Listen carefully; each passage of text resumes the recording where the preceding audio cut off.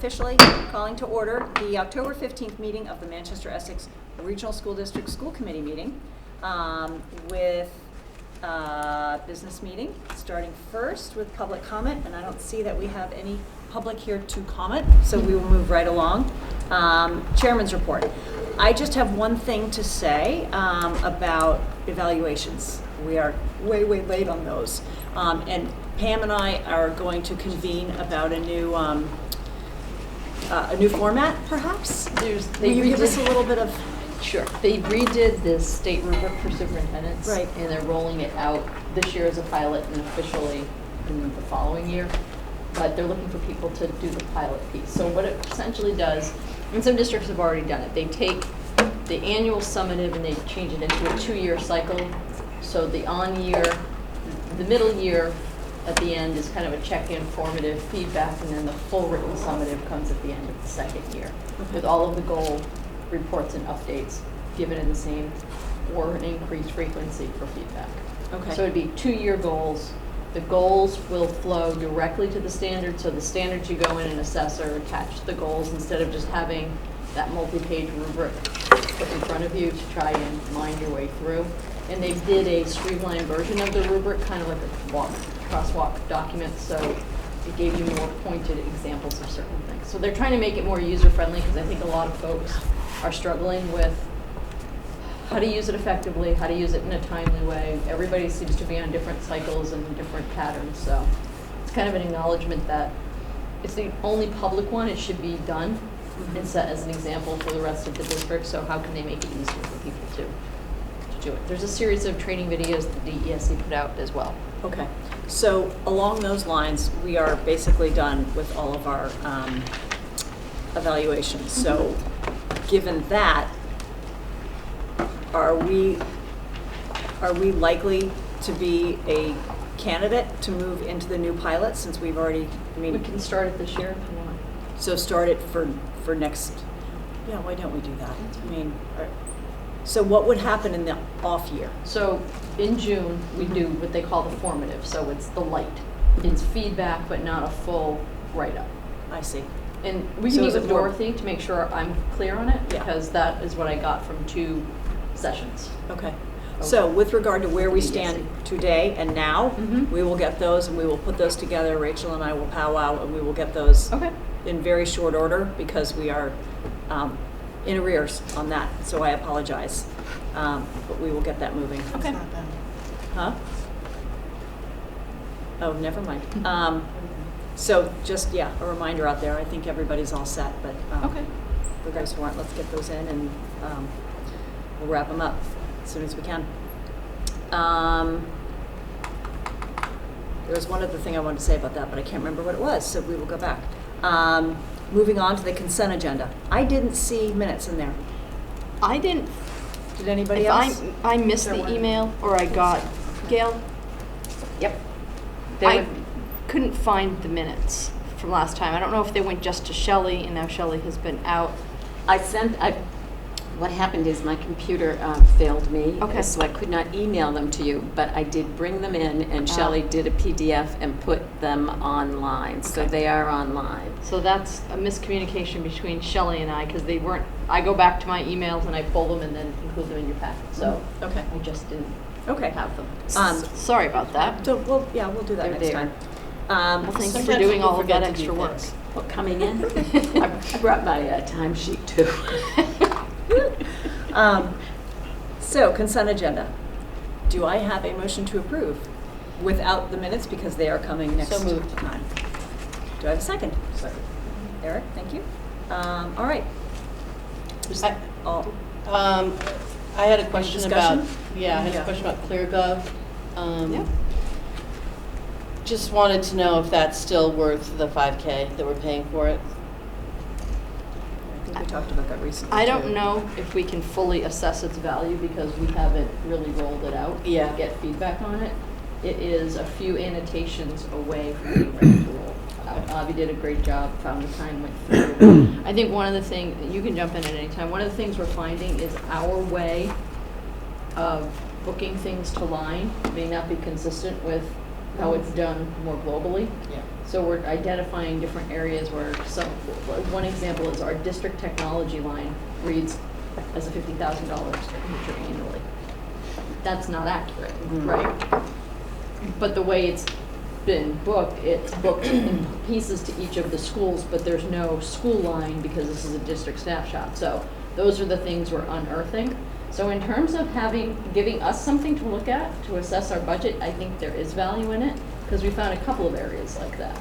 You know, like legal is dispersed over 2 different lines. So we're seeing legal school committee line, but not legal special ed line. So how do we have to reformat some of our accounting? And I know, Avi, you have been talking or reading about the new Yeah. DESE. Yeah, so I stuff. think just to echo one quick thing that Pam said, it's just that I think the more tools that exist out there to dive deep into your expenditures, which are all pulled from our end of year financial report that we submit every year and every district does, the more people start to say, oh, why is this way and this another way in another district? And so it's just bringing up differentials. And the DESE has been concerned enough about it.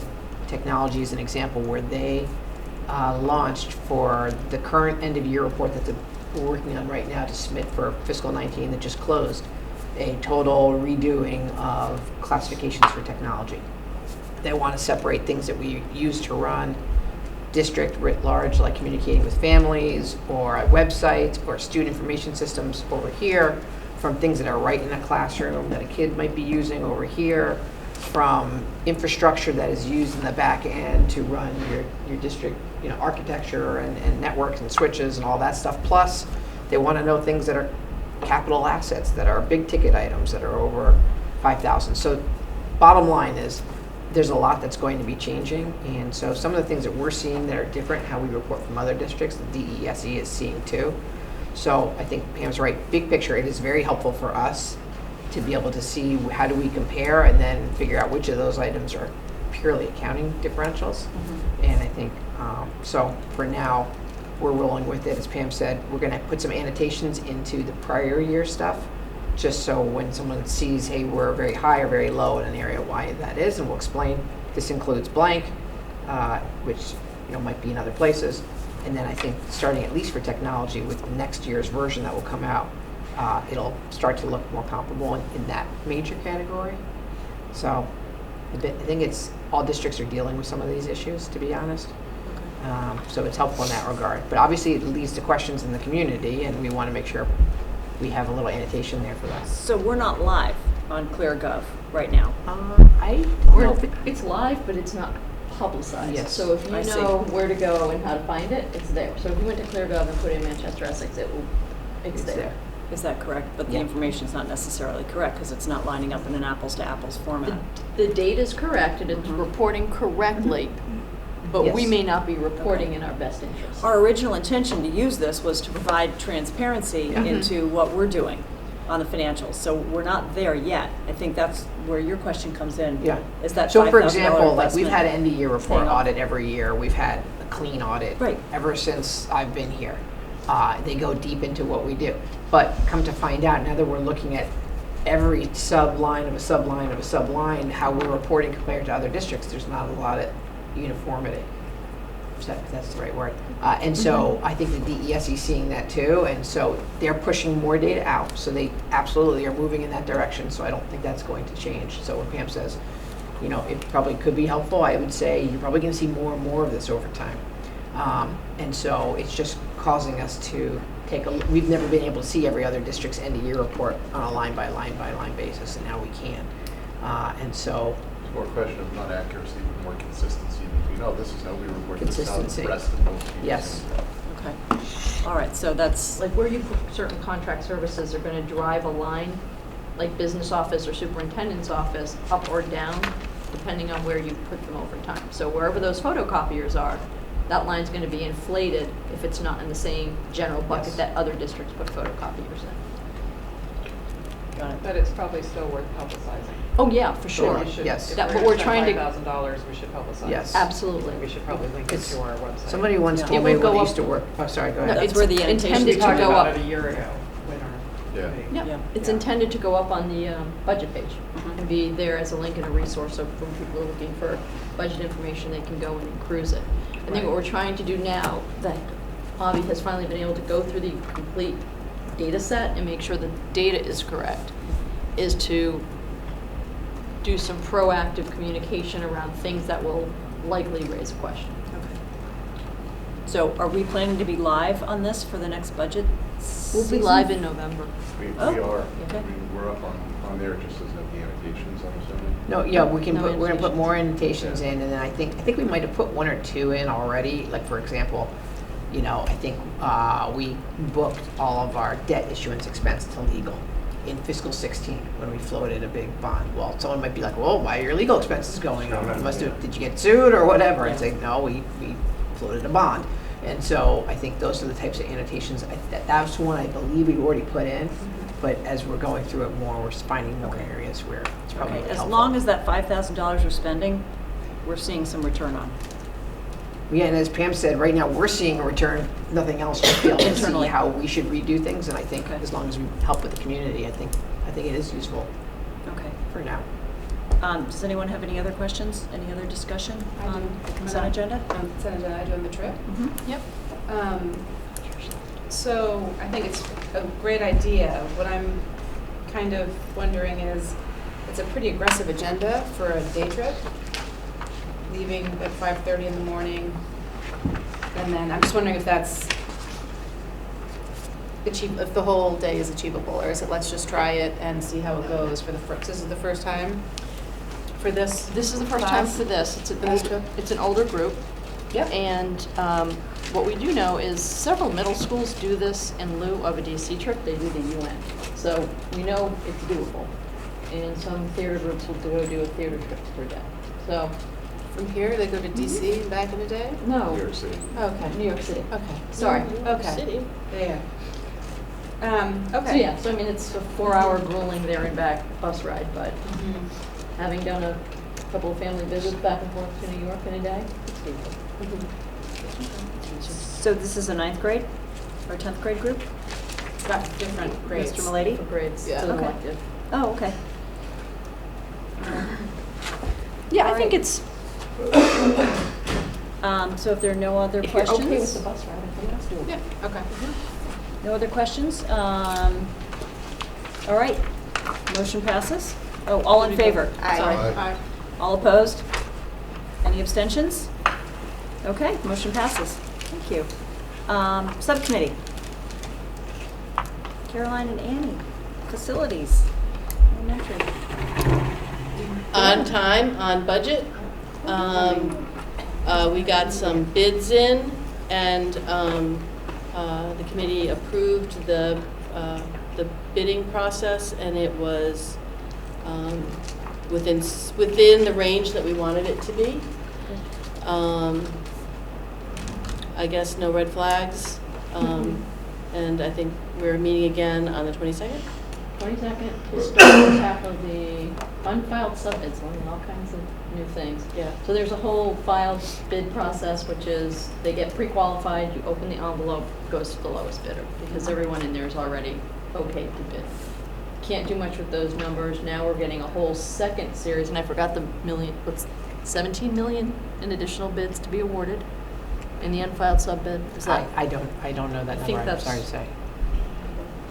I think I remember that from conversation, but don't quote me on it. And that's, we've got a little bit more flexibility there to work with them on numbers, and they're going to bat for us to try to close the overage that came in the filed subbid. I think all experienced people who have done this before, in the scheme of things, $150,000 to $200,000 over at this point is dropped in the bucket in the That's scheme where the of bids things. came in? The Mhm. lowest bid came in over? There's several of them. There were 10 different Yeah, bids. yeah. Some were up Yeah. 100, some were down 100, some were up 300, some were down 400. So it fluctuated, and I think the over-under right now is we're over 200, but there's a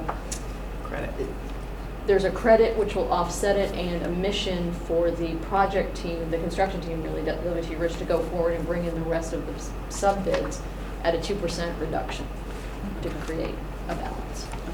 So good shape. So when you talk to somebody like George, he looks at it and says, we're in really good shape, we're on track. I think John Rich, who's the CEO, WG Rich, felt the same, just having worked with it for a long time, he feels like we're going in the right direction and will likely be on or below. Okay. There That's good should be news. a new link with the aerial view. Yep, we've Oh, got a cool. new, Of, the monthly aerial view should be up end of the week. Cool. Is that a drone? It is the drone. Awesome, that's cool. It actually what will be coming out, I don't know if they mentioned it to you yet. Well, you were there when they were talking about it. They're going to take all of the months, and when they do the class meeting in November, they're going to shorten it and set it to some music and kind of do a montage of where we've been to where we are. That's cool. Love to see that. Looking forward to that. Finance Committee. We don't really have anything since the last meeting. We haven't met. We got no report. Yeah. And then I think our next meeting is going to be, when did we say that? 22nd. Thank you for being on top of that. Oh, no, Oh, is there really? one on? The 22nd? 25th, excuse me. 25th, good. Yes, because I won't be here. the That's next 22nd. week. Yeah, Friday, the 25th. No, Friday is Okay. the 28th. No, 25th. 25th. October 25th? We don't have on that day. That one get canceled? No? Yeah, I think we moved it last time. No? We definitely have one on November 22nd, and maybe the one on October 25th. All right, is- I'll circle back because I think I Right, wrote that a is a note to Friday. myself that. We'll hammer that out. I think September 27th was the one that people had problems with. Okay. Yeah. So, all right, we'll iron that out and come back to you and let you know where we are. Policy Committee, No. We don't have a report. nada, it's been very quiet. Negotiation. No, Pam, do we have any information on the Contract? the bargaining? Yeah, the Part B? contract. The contract is in review, and Okay. we should probably try to wrap that up by the end of the month so we can get it posted. Can we get a copy? Could I have not had a copy. Did I forward it to you? No. The full contract? This is the big contract, Part A. I thought I did. Maybe it went into my junk or something? It was a Friday afternoon. I'll go back and resend it to you. Okay. And then the. And no, we Okay. haven't had any next steps from them on the organization of the TA group. Okay. Okay. All right, that should do it for subcommittee reports. Elementary schools. John and Jennifer. Where did Jennifer go? She just stepped out for a second. Oh, okay. Would you like to go Yeah, first? Is she sure. here? All right. John Willis, the principal of our Manchester Memorial Elementary School. Nice to see everybody. Nice to see you. Like the Thank you. internet setup here. Yeah, I do Seems like so this. far away. Yeah, You do? I do. It's too crowded. Sorry. It's too crowded. And we missed you, this? Yeah, we might be missing two tables. This is I old like it, but school. not that much. Well, usually the building committee, it's like 20 tables Yeah. long, so Oh, it'll be extra cozy. Rare ones. Yeah, maybe these are sided. Yeah. John, do you want to come up and present so the back of your head is on the Sure. camera, or whatever's Sure, more yeah, that's comfortable for fine. you? I'll drive for you if you want. That'd be great, thank you.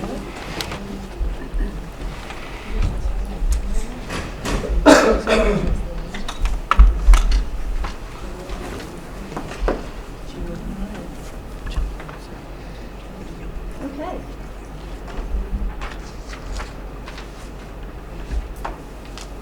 All right, so I just wanted to start off by just mentioning the kind of the process that we go through to arrive at a school improvement plan. So this is the result of months of conversations with not only our school council, which is comprised of parent representatives that are elected by the parents, staff representatives that are elected by the staff, and also we have a community rep as well. But in addition to that group, also numerous conversations and work with our leadership council. So it's an in-house group of teacher leaders. There's a teacher leader from each grade in each department, so to speak. So special education, our specialists, each grade level. Also our two sub-principals, Joanne Seaman and Laura Carlson, who are in charge. If I'm out of the building at a meeting at central office or something like that, they're also part of the leadership council. So this is the result of a lot of conversations with a lot of people over the course of last school year. And it kind of charts the course for us for the coming year. But if we take a look back on last year, we're in an interesting place, literally, at Memorial with the school building project going on. And it kind of, sometimes it seems like that can kind of overshadow the typical day-to-day routines of a school. But we are trying to be really cognizant of the balance between not trying to do too much, more than we're able to do with our physical space limitations, with understanding that this year, if you're a student in 3rd grade, it's your one shot at 3rd grade, and we want to make it the best experience possible. So we can try to kind of strike that balance. Last year and the year previous, there were some conversations about our bullying curriculum and how it aligns with our goals and state expectations. And so the MARC, so Massachusetts Aggression Reduction Center group, is kind of like the blue ribbon group for bullying education and prevention. And we've had Dr. Inlinger to the district a few times to speak to families and staff about this topic. So our current program that we were using was the Second Step program, and so the conversation kind of came up, would MARC be better? It's kind of more of a brand name, so to speak, and would it be better? So I had a couple of staff members, Dina Flood in particular, kind of led the charge, and she did the most thorough analysis of the two programs. And I thought she was going to come back with a recommendation that it would be better to switch over to MARC. But there were a lot of reasons why she felt like our current program, Second Step, was more effective in terms of actually giving kids tools and strategies that they'll use in real life, as opposed to just a kind of standalone curriculum where they can give you the right answers in class, but then they go out to the playground and do something different. So that was very reaffirming for us as a school and as a district that we are using the best program out there for our anti-bullying curriculum. That was a nice little research study that the staff took on. Excuse me. One of the things that I think makes us really special as a district is our Reaching All Learners program. So that's something that Allison Collins initiated on the special ed side of things. We have a lot of children going through all of our schools in the district with varying needs and special needs.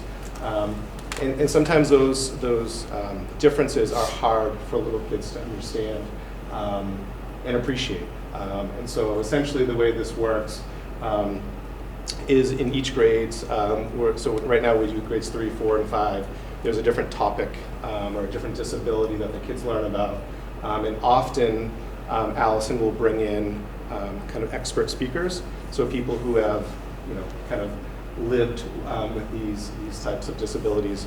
And in fact, she brings students, one grade does learning disabilities, and she brings students from the middle high school back to talk about their experience in school with learning disabilities. So in addition to that, in terms of the whole child, we also implemented Ruler, so the 4 anchor tools. So the anchor tools are kind of like the 4 pillars of Ruler. So the previous year we implemented with staff, and last year we implemented with our students. So that's the charter, which is kind of like a classroom constitution. The mood meter, which you're all familiar with, but the mood meter is a tool where students and adults, kids and adults, can kind of see where they are in terms of their mood that day, in terms of their energy and how they're feeling and that sort of thing. Meta Moment is something that I wish there was some pill that you could take or whatever where it was just automatic for everybody, but it's not always automatic. And the Meta Moment is just kind of taking that minute or moment to take a deep breath and count to 10 is what they used to say when we were kids.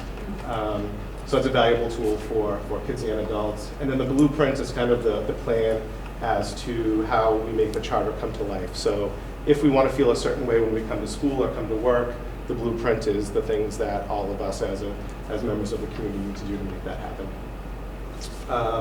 Our occupational therapist had an idea for a PTO mini grant. So there are students obviously on IEPs who have different sensory needs, and so they would have certain tools at their disposal throughout the day to help them access the curriculum and the learning environment.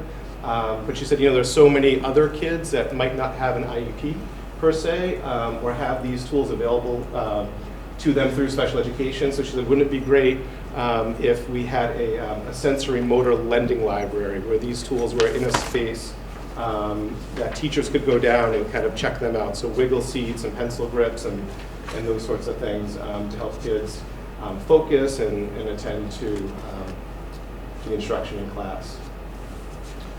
So she wrote a mini grant through the PTO, and the PTO very generously funded it. So we're excited to hear that. Sorry, two more. Sorry. Driving irresponsibly. Yeah. I guess I am. They have to ticket you. So community service, it's a big part of our school, and our student ambassadors kind of take the lead on that. So I'll talk about that a little bit more later on in the presentation. We talked about it already. Okay, now. I got confused because I was looking at the bottom of the list. Oh. That's all. All right, so student achievement. MCAS 2.0 has been interesting. It's been a lot of change. The students, now K through 12, but at our school, grades 3, 4, and 5 are taking MCAS completely on devices, on laptops.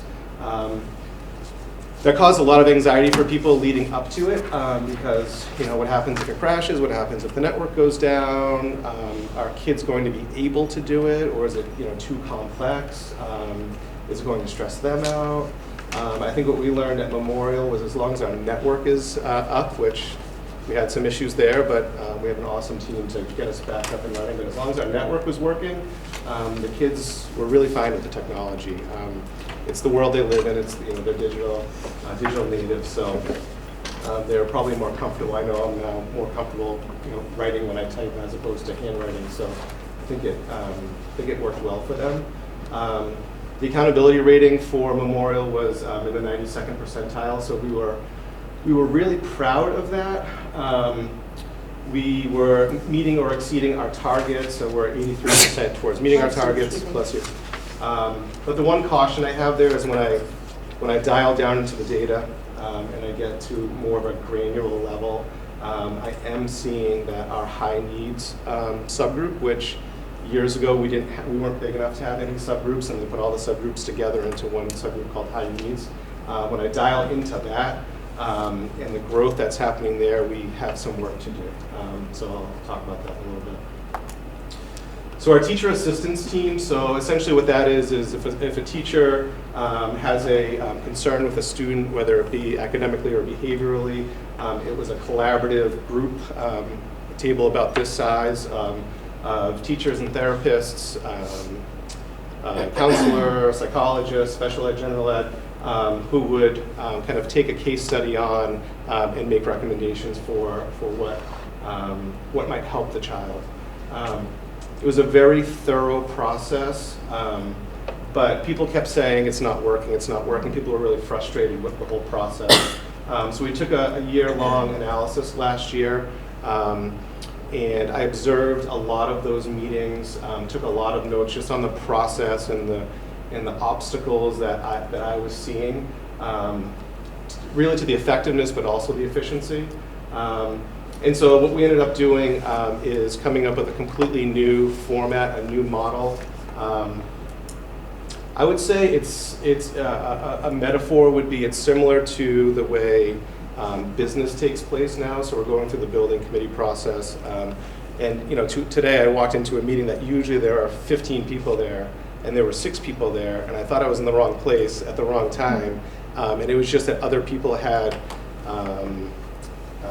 geographical commitments in other areas. So there were 10 or so people, and I might be exaggerating, maybe there were 6 people that were calling into the meeting.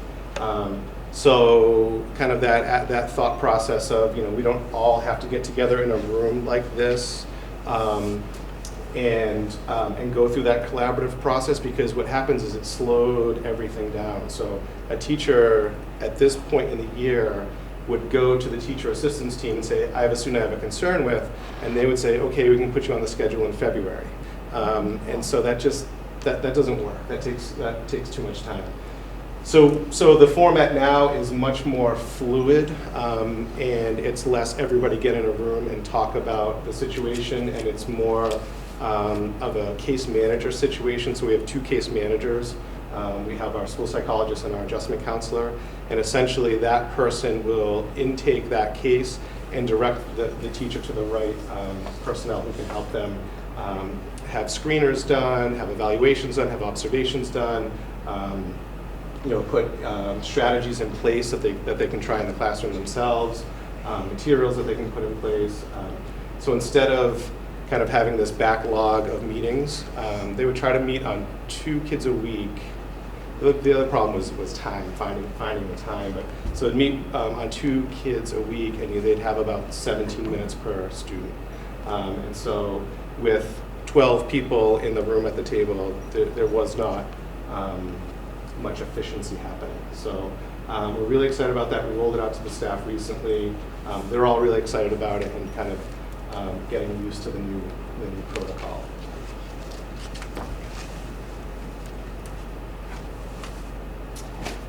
So climate, I mentioned understanding our differences earlier. I'm happy and proud to say that last year and this year the program was sustained and will be sustained.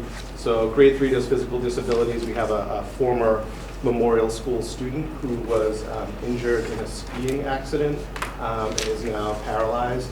He's the speaker who comes in for grade 3. I mentioned the learning disabilities in grade 4, the speakers from the Middle High School that come in. And then grade 5, they study and learn about autism spectrum disorder. That's an interesting one because oftentimes kids are in that presentation not realizing that that describes them, and they are self-discovering. So we're kind of navigating how to navigate that because that's been an interesting situation, but great for the kids to learn and appreciate the differences that we have in our building. We talked about ruler already. So last year was a big year for community partnerships. Partially, I would say because of the school building project, we really needed to reach out to the community and get as much support as possible to make things go as smoothly as they have been going. There was so we had a learning walk in the spring where we kind of walked the neighborhood, so to speak. So we had folks from Safe Routes to School, Massachusetts organization, also our Bike and Pedestrian Committee, the DPW, Fire Department, Police Department, and we, it was probably around 2 o'clock. So it was kind of neat. We walked all the way down to the center of town, and as we were walking up, I got to see Dismissal from like the back end. So I was seeing all of the kids coming down towards the harbor from the school. So that was kind of neat. But there was so much that went into the planning of this year to have a successful opening with the construction, and really like half of our property being inaccessible to us, and that half of the property being where half of the dismissal and arrival took place. But thankfully, we had a conversation this summer with the school committee about implementing temporary crossing guards. So we have one crossing guard right outside here on this side of the footbridge because the bulk of the foot traffic from the village area is now coming down Vine Street, which it's a little tricky there if there isn't a crossing guard. So the person crosses them there, they go across the footbridge, and then they're over onto our property. And then the other one's right in front of the school where the blinking light is with the button.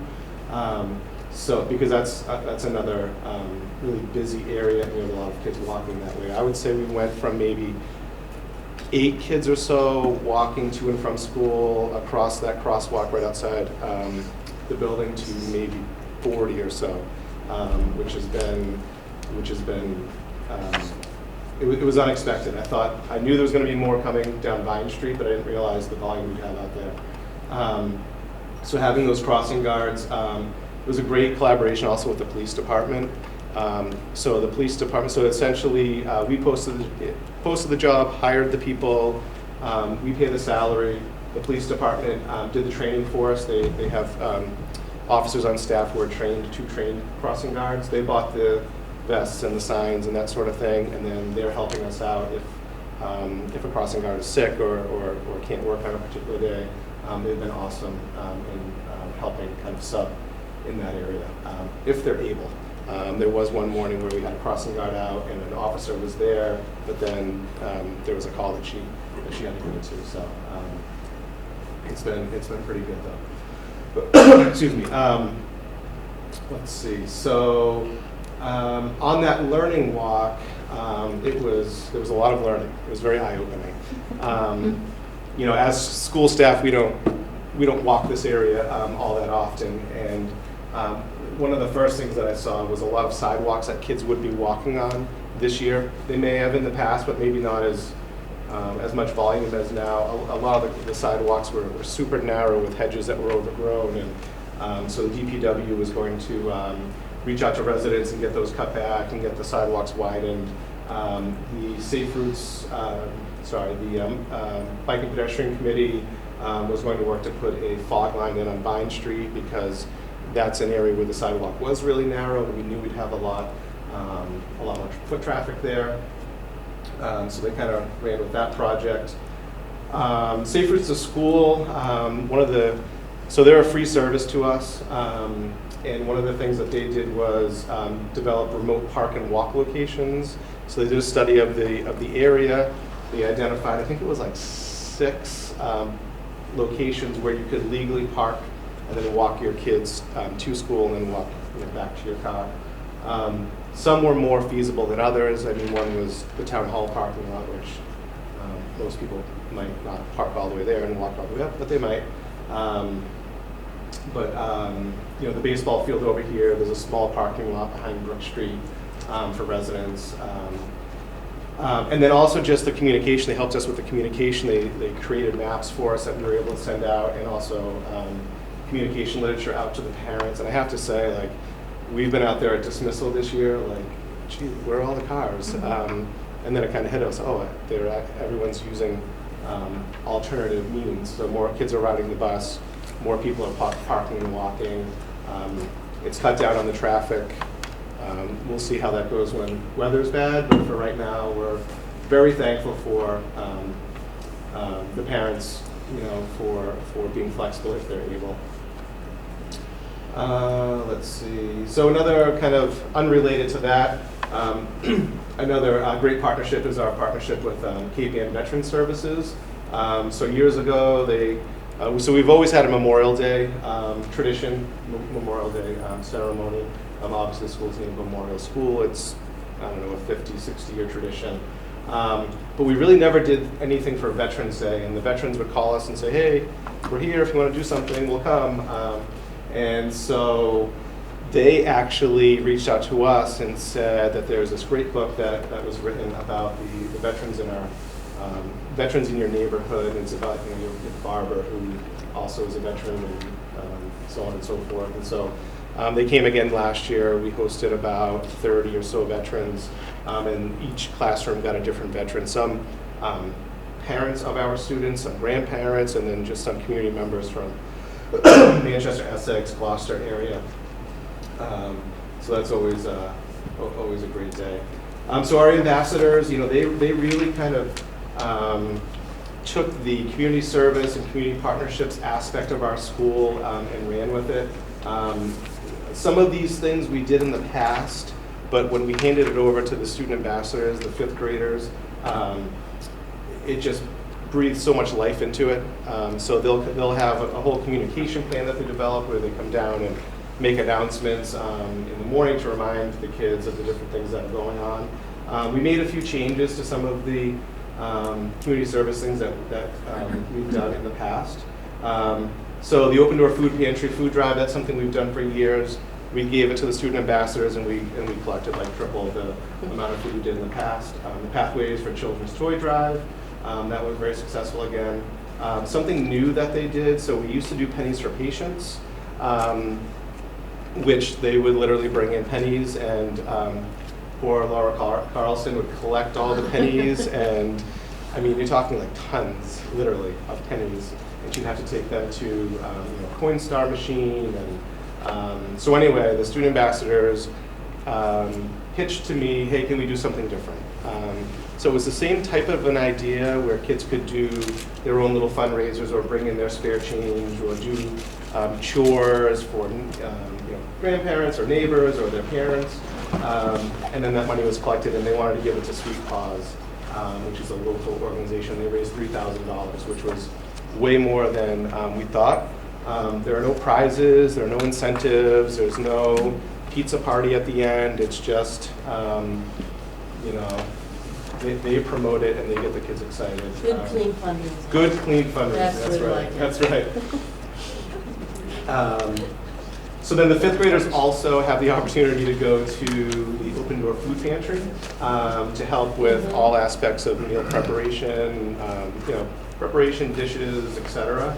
And so students can sign up for that opportunity when they're in fifth grade. And then they also helped a lot with our school garden projects. Our school gardens are not stellar at the moment, with actually half of them or 3/4 of them being gone. And we did do some planting last year. I'm not sure anything came up with all of the chaos. I think it may have been planted too late, but we'll bring that back in the new building.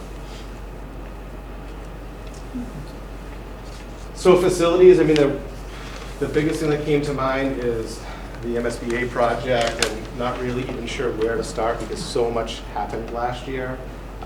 When I think about a year ago today, we were having meetings with teachers talking about like how do we teach, what does education look like, very philosophical conversations that somehow turned into a very rough drawing that then turned into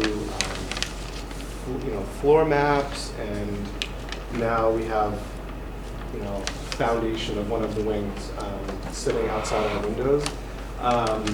So that whole process for me personally has been just amazing, that you can go from these philosophical conversations to something on paper, and then I can walk outside and say, oh my God, that's actually where that corner of that building is that we had on here.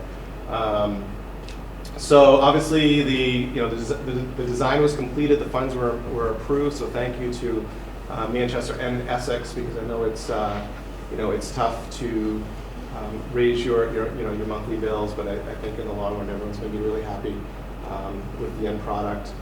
One of the big issues was, like I said, we lost about half of our area that we use during the school day, so the turf field is inaccessible to us, and that was really our go-to for recess and phys ed, and also the play structure back there.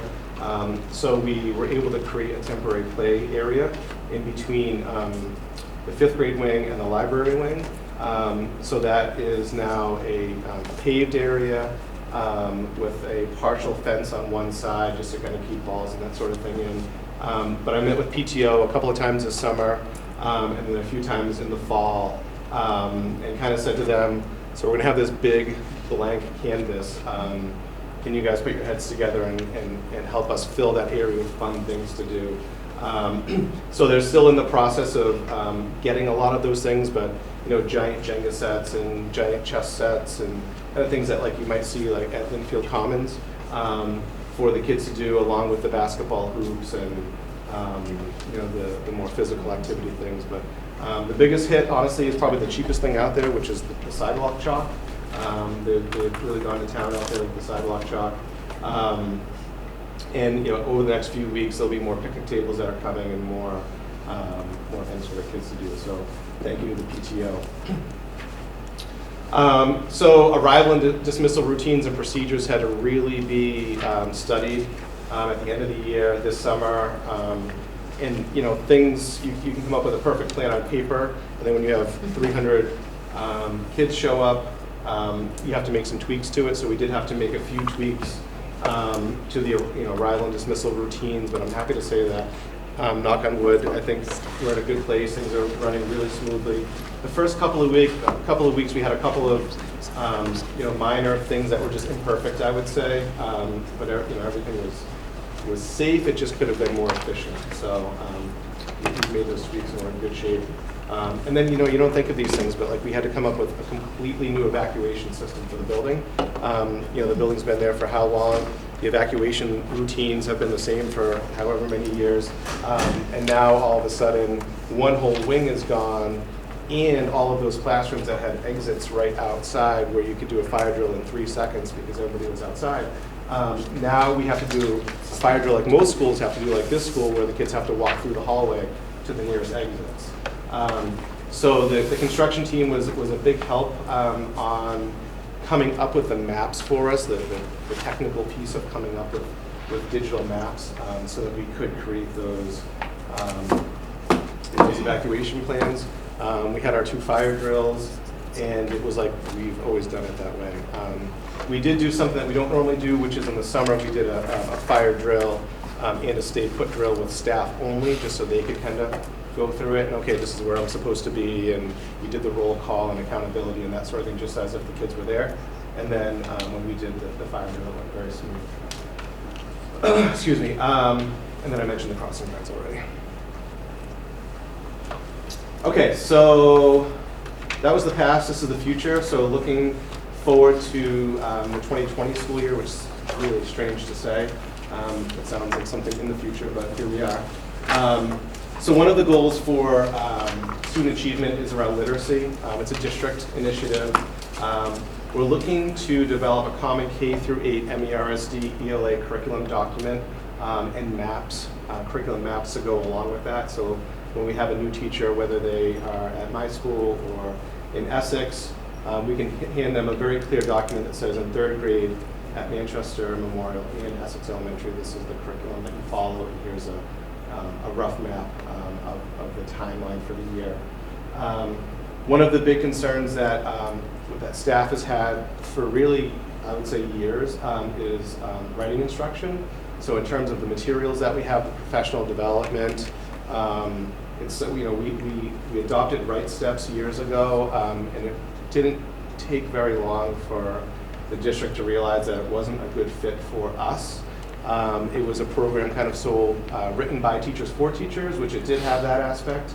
But I think when you look at, bless you, how high performing Massachusetts is compared to other parts of the country, it just wasn't to our level.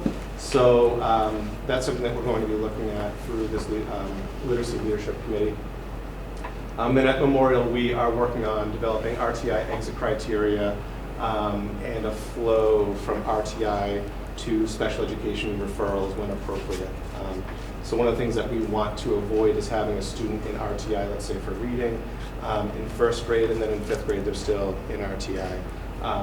So either we need to adjust the intervention, or maybe there's something more going on that we need to address. I mentioned the teacher's assistance team that redesigned, so implementing that will be a big thing this year for us.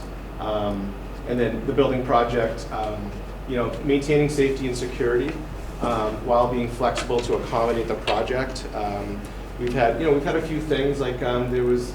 I have to give take my hat off to the staff, because they've been so flexible to a point where I had to, at a staff meeting, say, I appreciate how flexible everybody is, but you have to let me know if something seems out of the norm, even though a lot of things seem out of the norm. But there were some issues with trucks coming in the wrong way at drop-off time, and people weren't saying anything because they were just being flexible. I said, no, I need to know about that. So they told me about it, and we were able to fix it. And there was another situation where a rock, they were delivering gravel, and a rock kind of bounced up and hit one of the windows. It didn't break the window or anything like that, but the teacher was like, my classroom is really close. Her classroom's literally this far from the new building. She said, my classroom's really close to the building. Is there anything that can be done just to, kind of put a barrier there? And so they've installed a fence along that area with concrete blankets, is what they call them. I don't know why they call them that, because I don't think they're made of concrete. But anyway, that not only has provided a sound barrier and a visual barrier for those classrooms there, but also if something were to fall off of the truck or whatever, it's not going to break the window. So trying to maintain that safety and security. and being flexible so that they can also get their work done has been and will continue to be a focus for this year.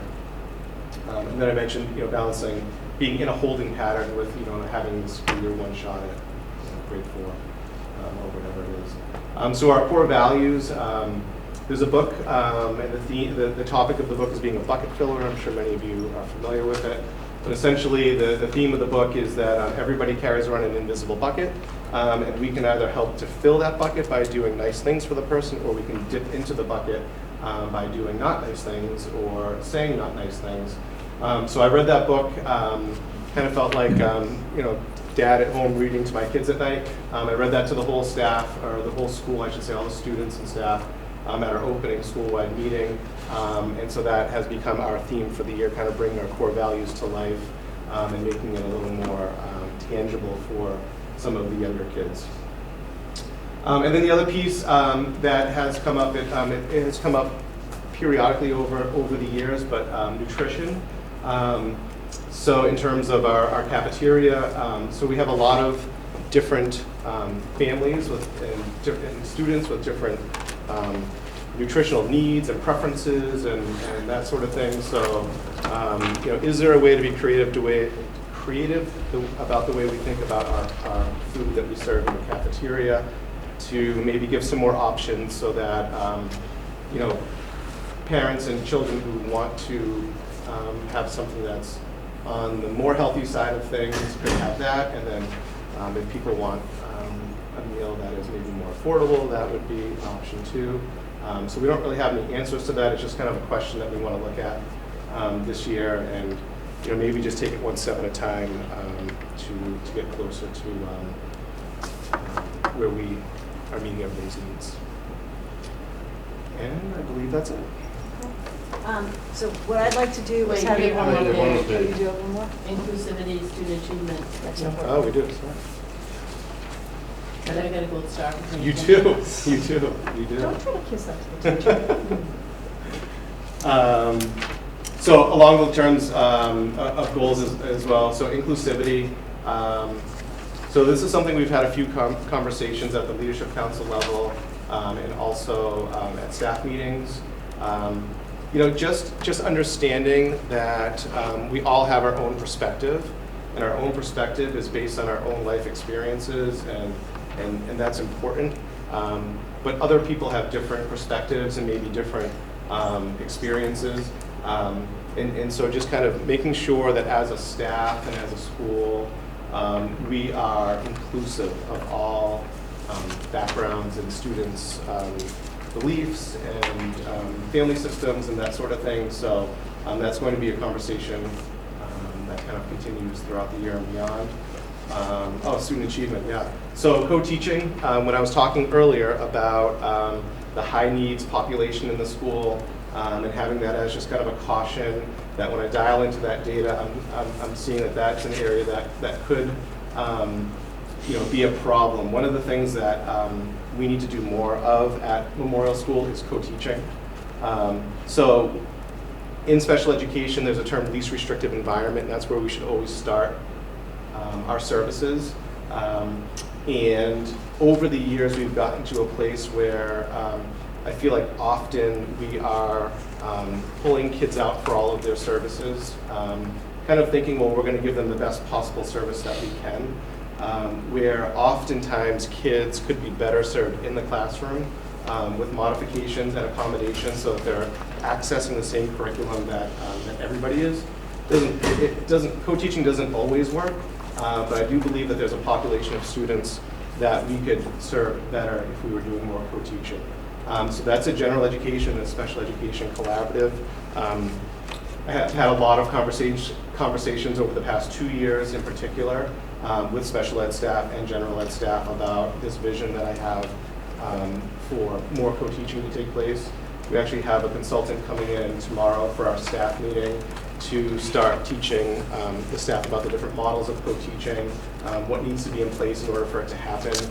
It's not something that you can do overnight. It takes multiple years to be able to get to that point. And it's also a cultural shift where we want staff going into IEP meetings thinking, okay, it would be great if we could leave this meeting and have a certain amount of co-teaching happening, so the student can be with his or her peers learning at the same rate, but maybe in a modified way. And then Study Island is like an old friend who's coming back to visit. Study Island was a big thing years and years ago when MCAS first came out. And when I look at my MCAS data, one of the areas that I'm just kind of, I don't know if I want to say concerned, but that I'm keeping an eye on is math. So Study Island, 5th grade had asked, hey, can we bring Study Island back? We thought it was a good supplement to help prepare our kids for MCAS. So we've brought that back in a pilot situation, and we also, it's a kind of a package deal, so we also bought the ELA pot as well.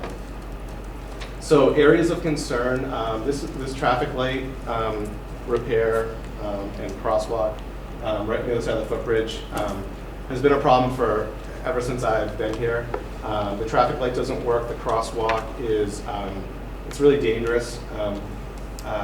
It's kind of a weird thing where it's not really a school thing, but it's not entirely a town thing either. I think a guardrail needs to go up and the crosswalk taken out because we have that safe routes to school crosswalk about, I don't know, 40, 30 yards up the street. So I do worry about that.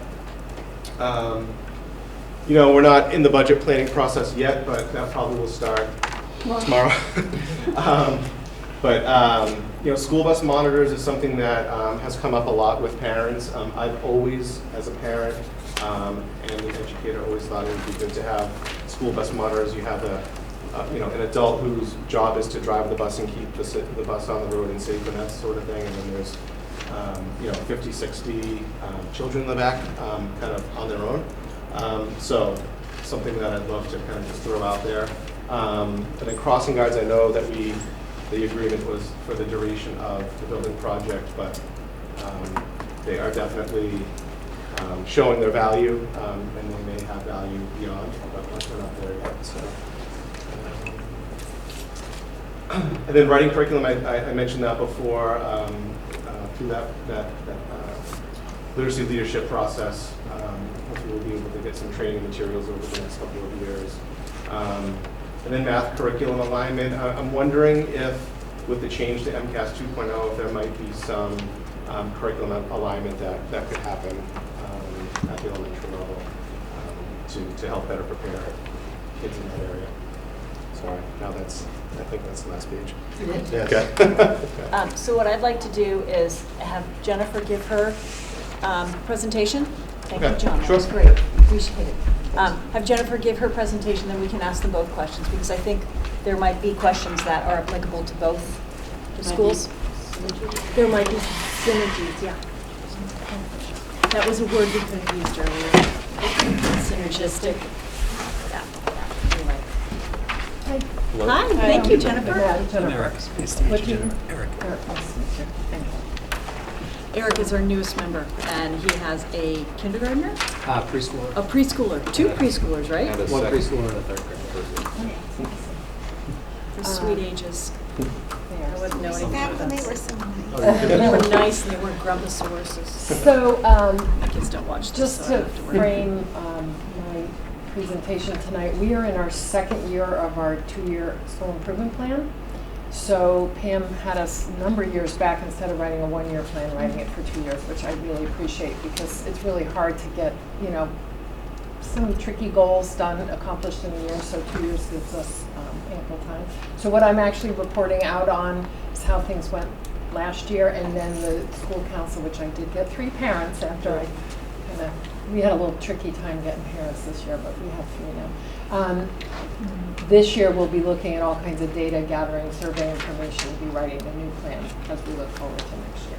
So anyway, under whole child, the goal that we had written was in regard to implementing ruler, as John was saying, at his school. It's a district-wide initiative. So what I can tell you is that all classroom teachers, including some special ed and reading teachers, which that wasn't actually something that we had asked them to do, but they were so excited about the opportunity that they sort of took it on in their own domains. So often when they had small groups, they were using some of the strategies and the tools as well. So all classroom teachers implemented all of the ruler tools last year. Teachers routinely communicated with parents regarding the introduction of the new ruler tools. So I had asked the teachers that each time they're about to introduce a new tool, they send some form of communication home to parents so that it could kind of be learning as we went along throughout the year.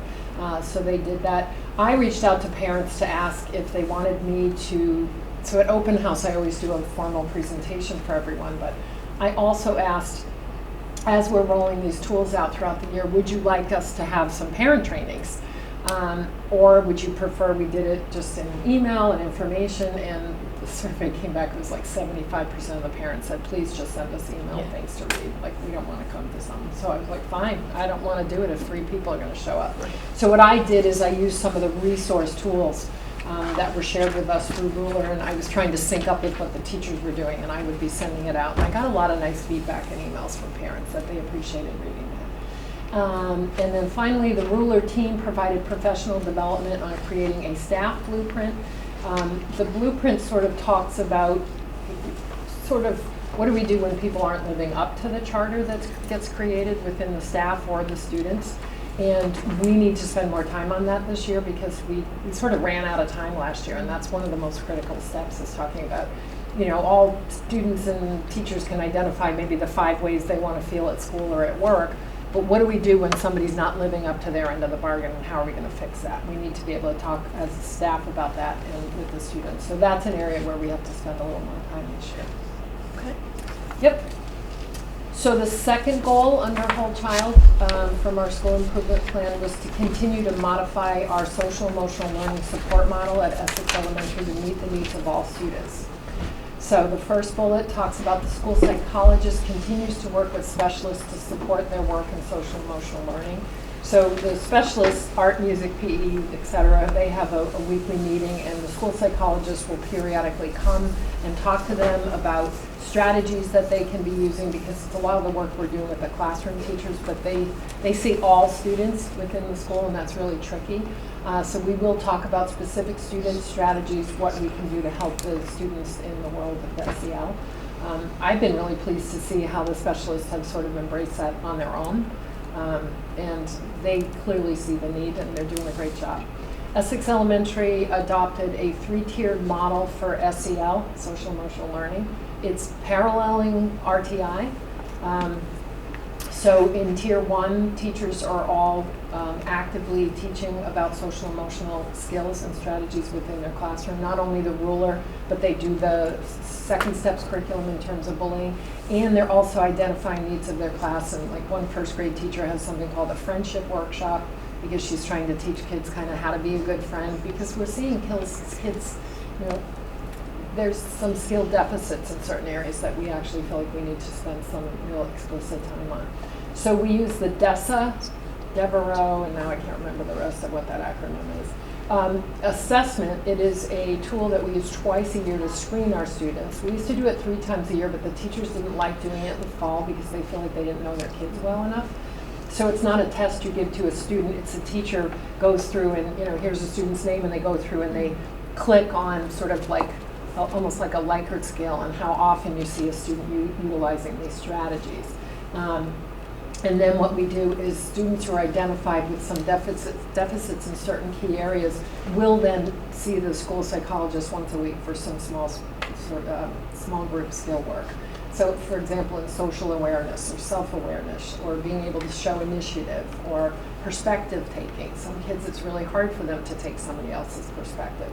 And she has very specific curriculum and things she's doing with those students. Let's see, where did I move on? Teachers determine a focus for Tier 1 instruction based on the aggregate of their DESA scores. So when they look across the board at what they're seeing with their students, that helps them sort of know what angle they need to take when they're doing instruction with their class. The school psychologist monitors student progress and provides teachers with feedback on their progress a couple times a year. And last year, the staff determined that they didn't like this to be all pull-out model, because what happened, it started feeling like things were being conducted in a vacuum, and then the teacher never really knew if their child was coming back and sort of generalizing that in their classroom or at recess. So what's happening now is we're doing a bit of a pull-out and a push-in model.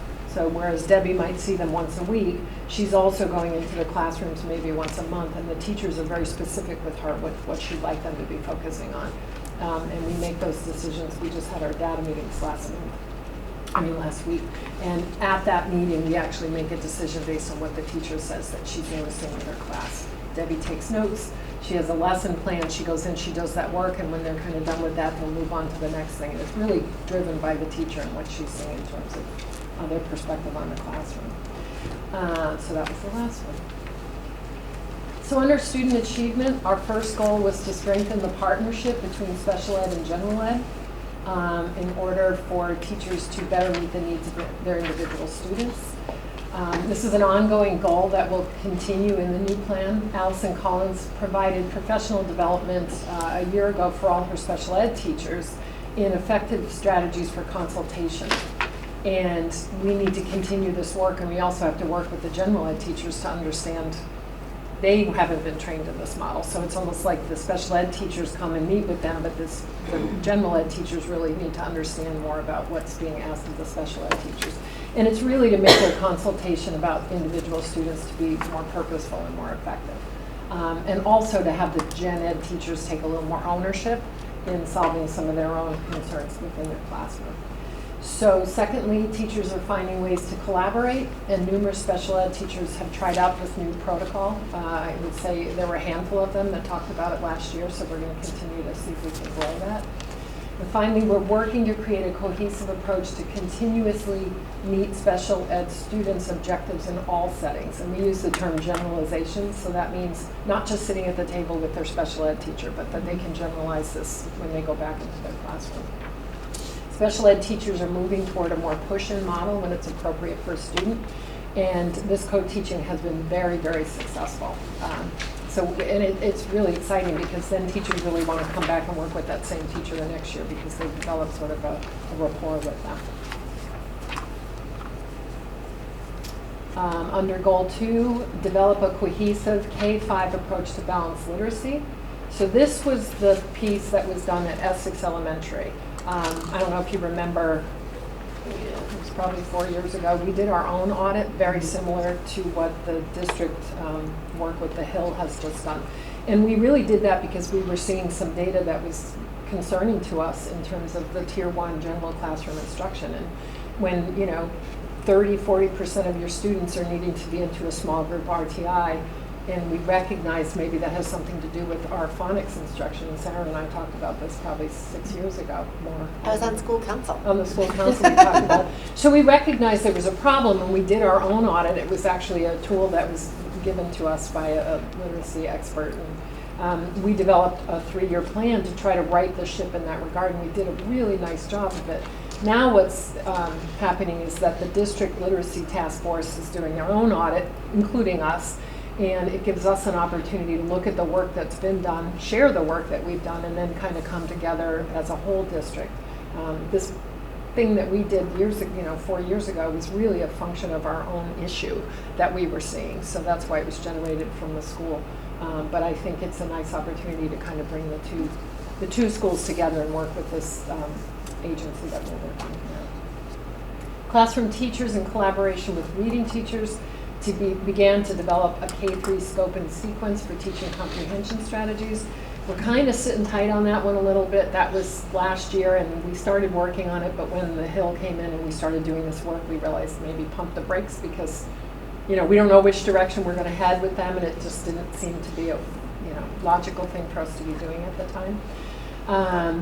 So the reading teachers have worked really hard with me and the classroom teachers to try to develop sort of a comprehensive scope and sequence. So once again, we're working now with the ELA task force to do that. Last year, we revisited some chapters in a book that we all love, Bringing Words to Life, and it's to address students' word consciousness. So we realized that we need to do more work around teaching vocabulary. So we do a lot of study groups and such, and we did this at a faculty meeting. We had a good discussion that our reading specialists helped to facilitate. Teachers continue to use best practices in order to implement vocabulary instruction. Some of it came out of facets of that book. And pretty much every teacher at Essex has been trained in the SEI, the ELL training. And there's actually a model that's in there for teaching vocabulary that's like a 7-step process. So most of our teachers are using that just in general with students with vocabulary. And lastly, teachers selected 5 vocabulary words, and this was their idea. I thought it was great. We all agreed that we were going to use the Ruler Initiative to help us teach vocabulary.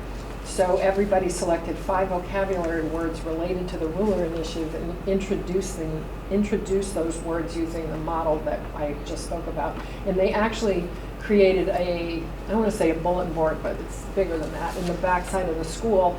And they just keep putting words up on it, so it's like a giant word splash, and it's sort of bringing words, into our consciousness. So they've done a really nice job on that. So under climate, our goal for 2 years was to develop more inclusive school-wide practices. The staff continued with the discussion about ways we can help all children feel accepted. We've changed the expectations around ballroom dance has been a long-standing tradition at Essex Elementary School. And it was sort of, you need a little shot in the arm in terms of the way you look at inclusivity. And I sort of recognize this, as we all know, anytime you mess with a long-standing tradition, it's tough. Need I say more, right? Nope. So we changed it up. I give the PE teacher a lot of credit, and Miss Tina, who has been doing this for a very long time. I don't know that anybody's ever asked her to do this, but students no longer shared partners of the opposite sex.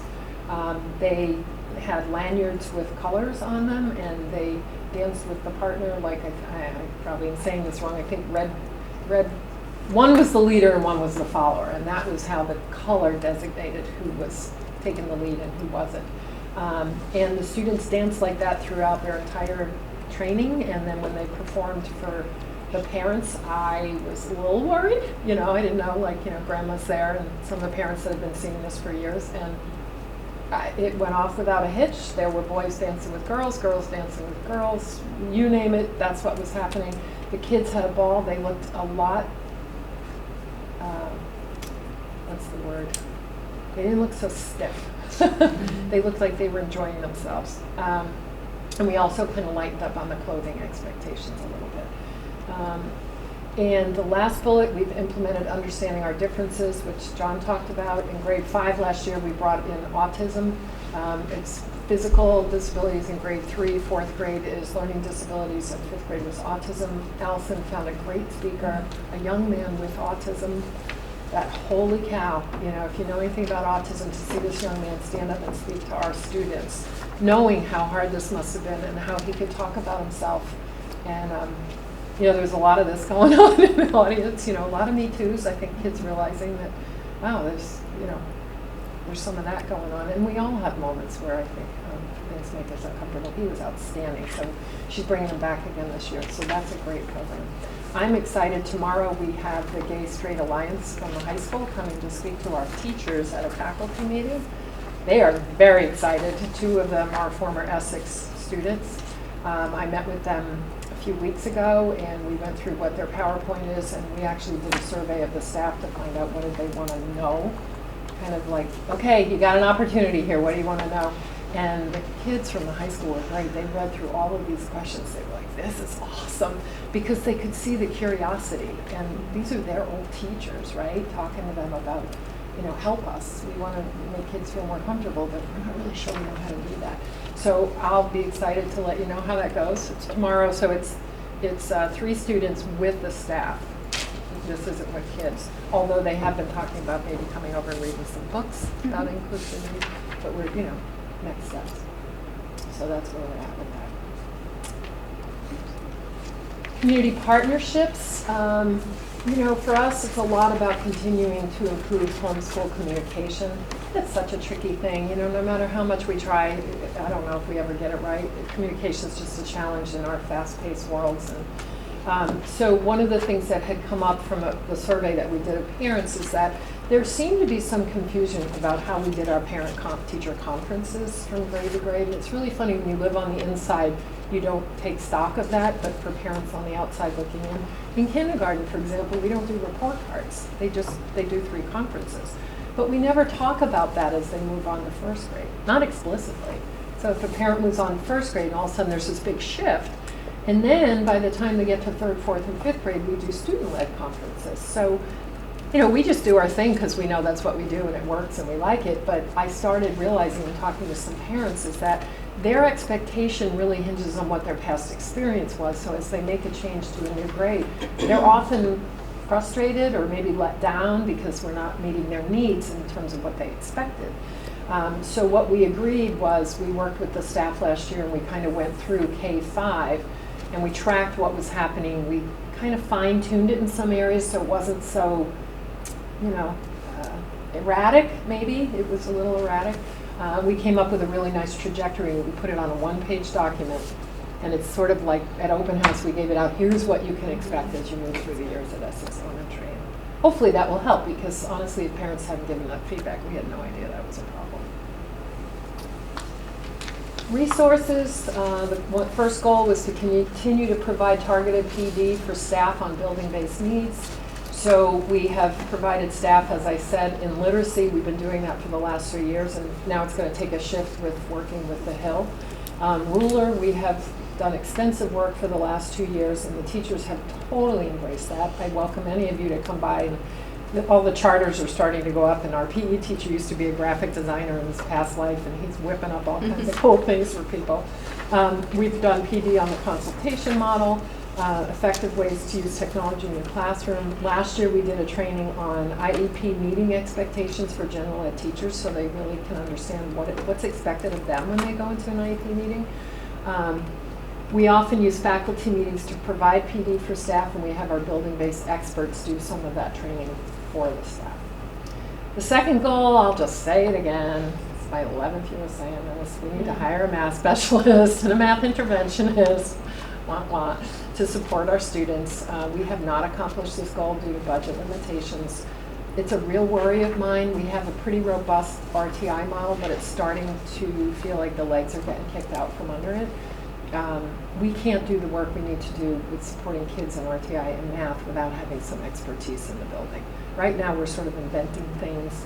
We're using anybody we can. If somebody were to say, is that research-based? I'd be like, no. We need help in that area, so I'll just keep putting it out there.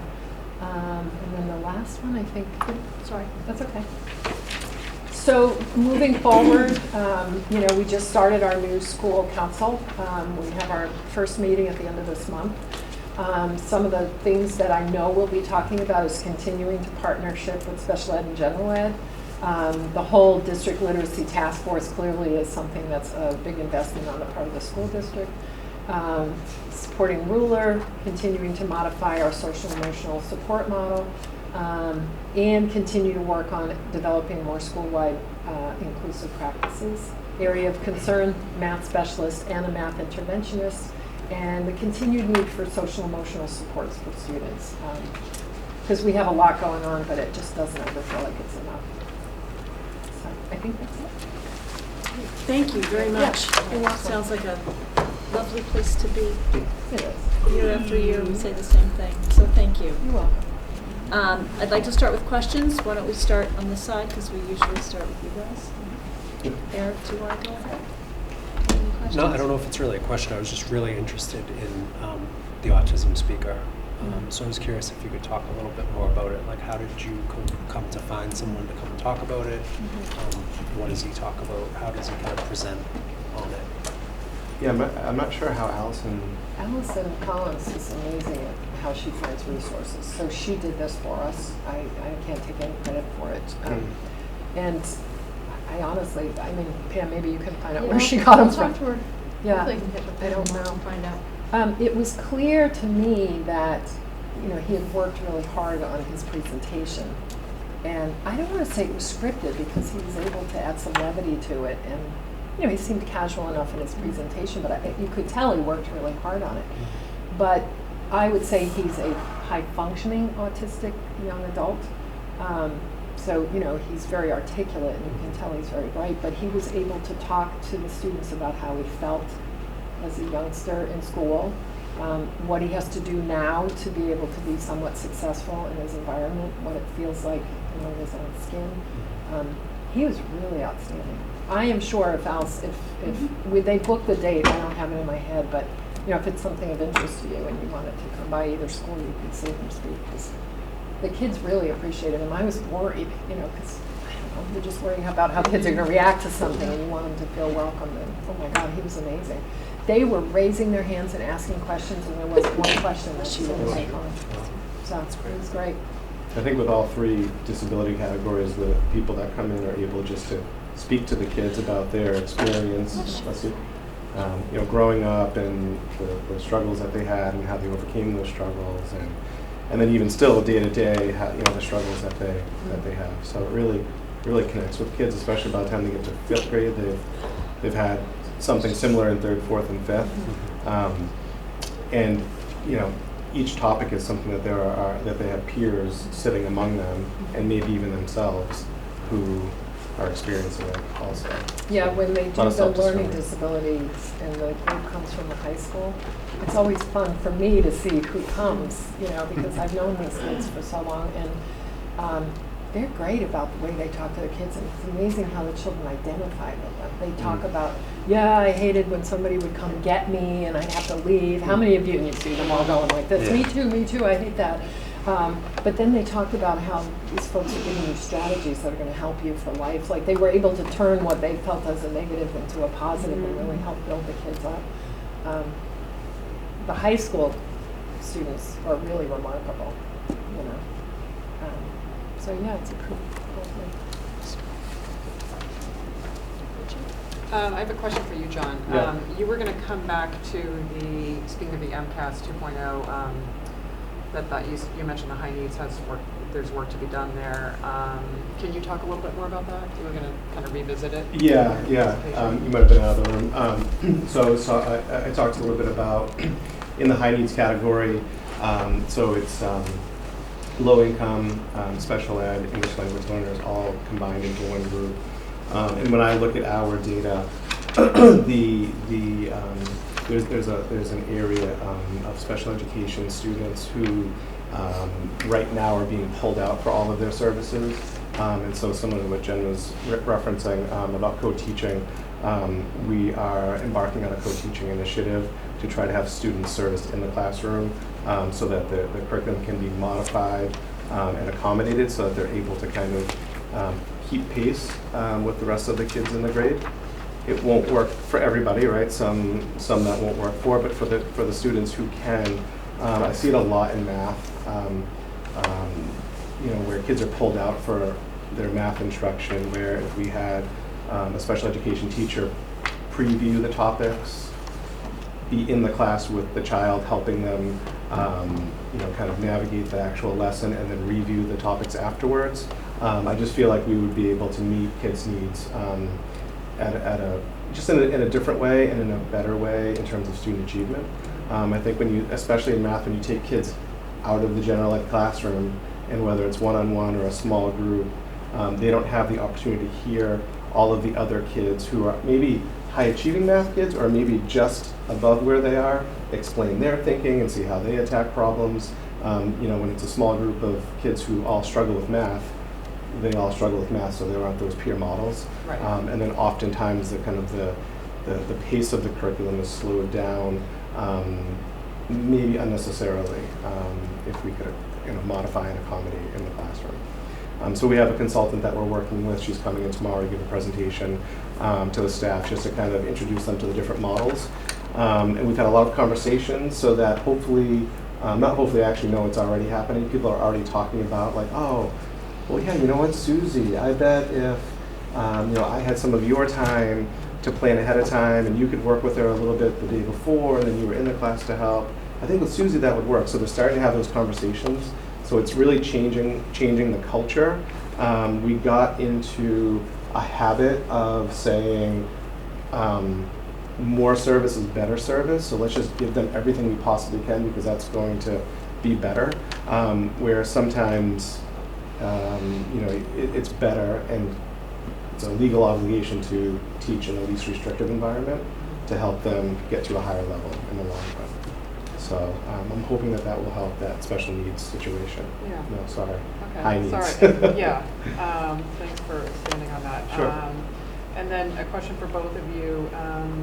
when the ADL initiative was sort of launched last year at the high school level, there was talk about extending it down to, we talked about it here and a couple of other places, to both middle school, which Joanne was receptive to, and then they also have a program for elementary school students. So just curious if there's been any movement with the needle on that or discussion about it.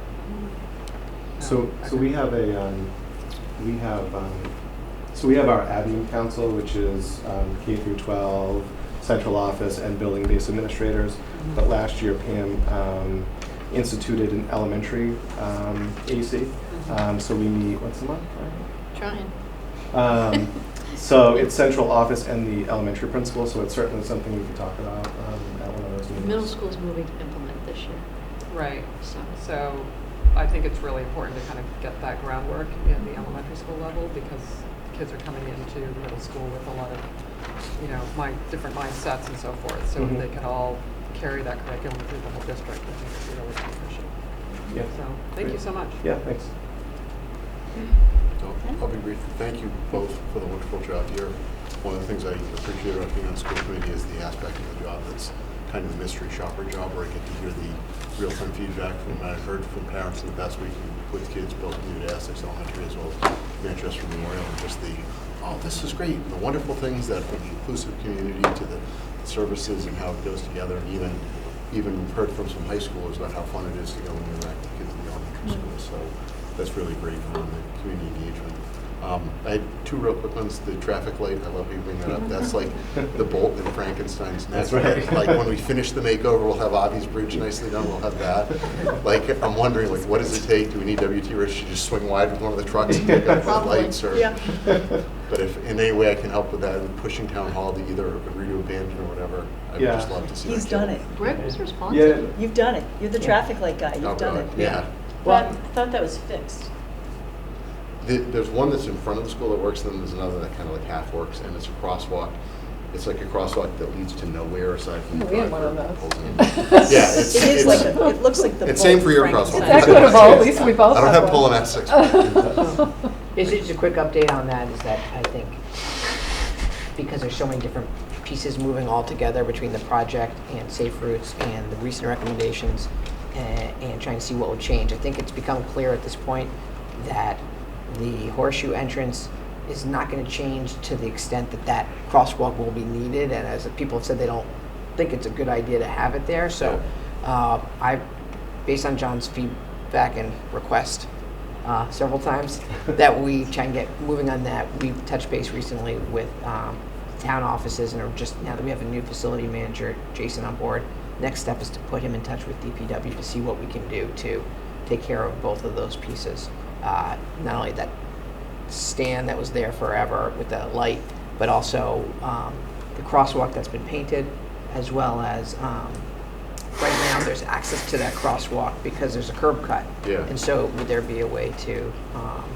we don't want to encourage a crossing there. So everyone seems to be on the same page there, and not just about putting the implementers in the same room together. And so that's kind of on me to set up a meeting with Jason and the DPW. But our conversations with the town, the police, John, Safe Routes, everybody is ready to have that happen.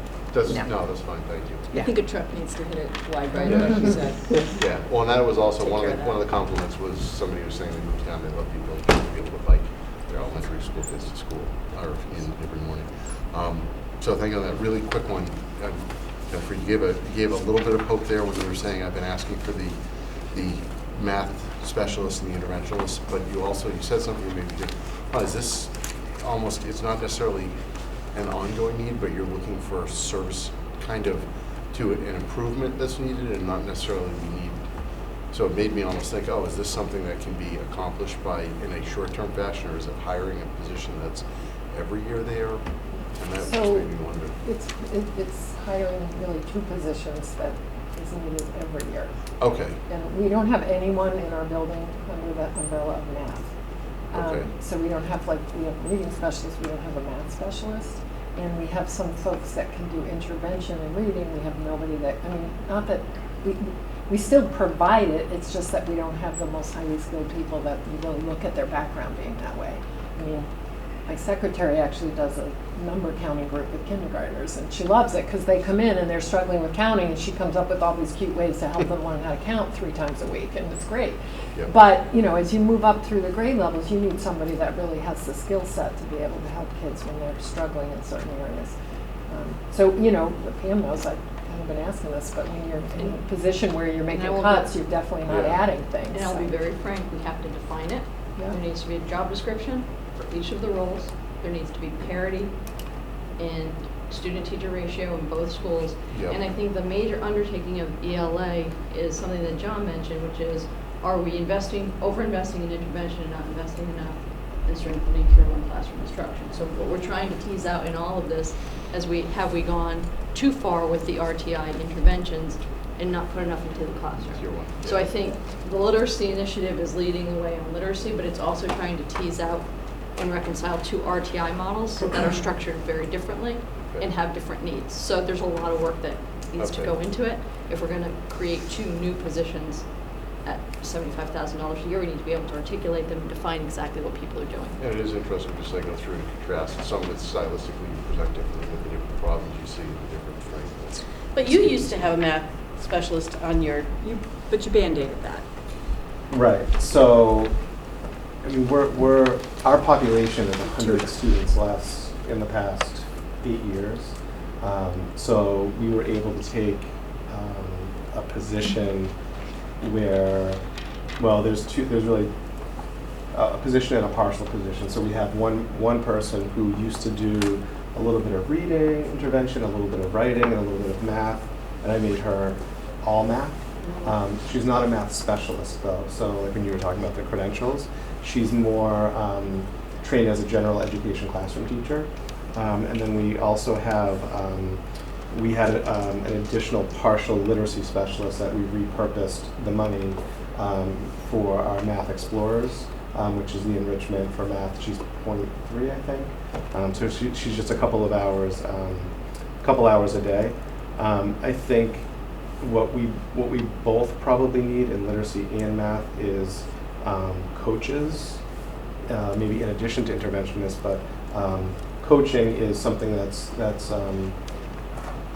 kind of more of a current trend, where the coach would provide embedded PD to the staff to strengthen the Tier 1. And that's why I'm going to hold strong on the math interventionist definition, because we have different models of literacy, Yeah. specialist support in each Yeah. building too. Right. So as we're trying to bring things on an equal playing field and look at number of students to number of FTE, we need to have clear and definitive job descriptions. So we're talking about apples and apples and not apples and oranges. It's all great and it's getting the job done. It's not getting it done to the level we like, and we all agree that there needs to be more.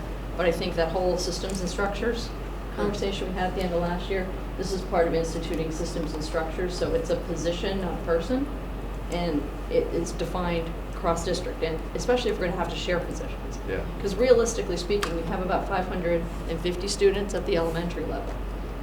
Yeah. So it's going to be hard to justify full-time positions in each building. Yep. No, thank you for the, and again, thank you. From that's the budget systems and Yeah. structures perspective, and they have to keep doing their job and keep advocating, because I'm happy together to share we're all gonna this on record saying that. Yeah. we'll get there. Yeah. Good to hear. Thank you. Okay, I'm up. I loved hearing both presentations. I love hearing all about the elementary schools. I love the focus. I'm so excited that we're implementing understanding our differences now, because we weren't when I first got here. So that's newish. 4 years? So that's great. Yeah. So I think that's super exciting.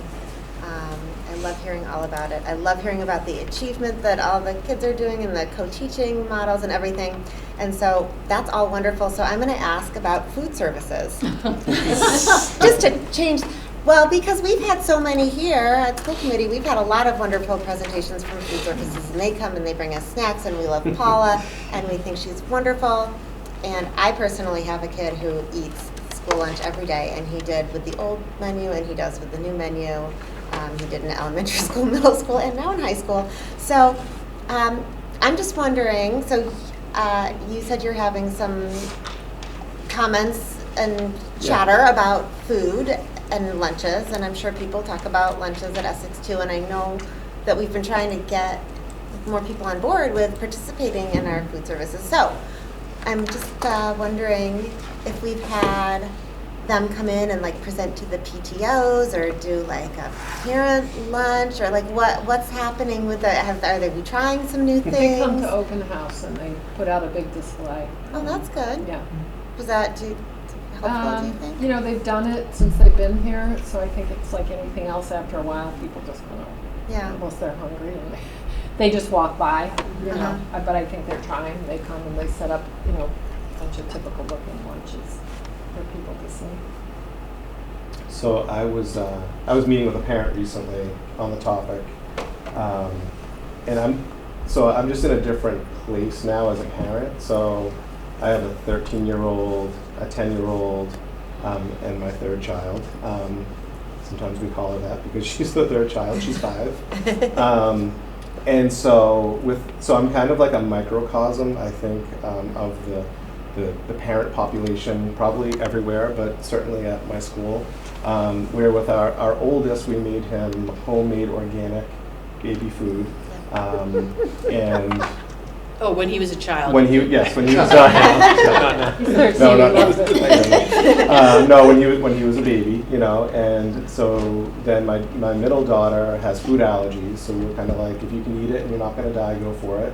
And then my youngest, who's the third child, we're like, hey, has somebody fed her this week? She gets some cheese and some pretzels and it's all good. Exactly. So Maybe an apple. you know, so if you think of that, I have parents that are on all ends of that or all parts of that spectrum. You know, some will say to me, listen, we'll pay $8 a day to have a, you know, organic, locally sourced, you know, balanced meal. And then I have other people who say, you know, can you just give him mac and cheese every day because I know he'll eat that, and I just want some nutrition in his body. And please don't charge me more than whatever a day. So it's tricky. I think that we could certainly make some improvements. We've talked about, you know, is there a way to just have options where there's like, you know, or even just marketing, you know. So this one parent was saying there's something that's served called the fun lunch, and typically the fun lunch, I don't know if it's the most healthy option. So maybe like the fun lunch be something that's healthy, and maybe market the healthier choices, you know, in a better way, that sort of thing. So I don't want to speak too much on, you know, too much on the topic, but it's something I think worth it's an exploring, important topic. It's you know? health and wellness and finance and all these things. And the finance too comes into it, right? If they don't buy it, then there's a different conversation. So. And it may end up being a very high-level philosophical conversation about, do you want to get into subsidizing the food program to offer a higher option? No, because I think we are already subsidizing the food program to the extent that we're finally getting it close to the black. Fancy, they can pack that.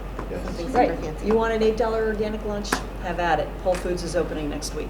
Okay. So the interesting thing too is there are many different perspectives on what healthy is. Uh-huh. So last year for opening day for Red Sox, the cafeteria manager came down and said, can we please sell these little ice cream treats?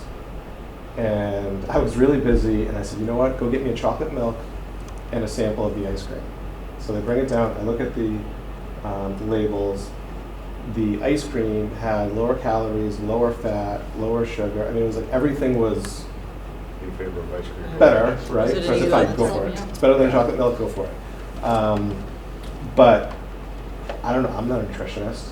I mean, it looks better to me, but people have different, you know, there's just so many aspects to nutrition. It changes every so many years. It's low fat, it's low carb, it's, you know.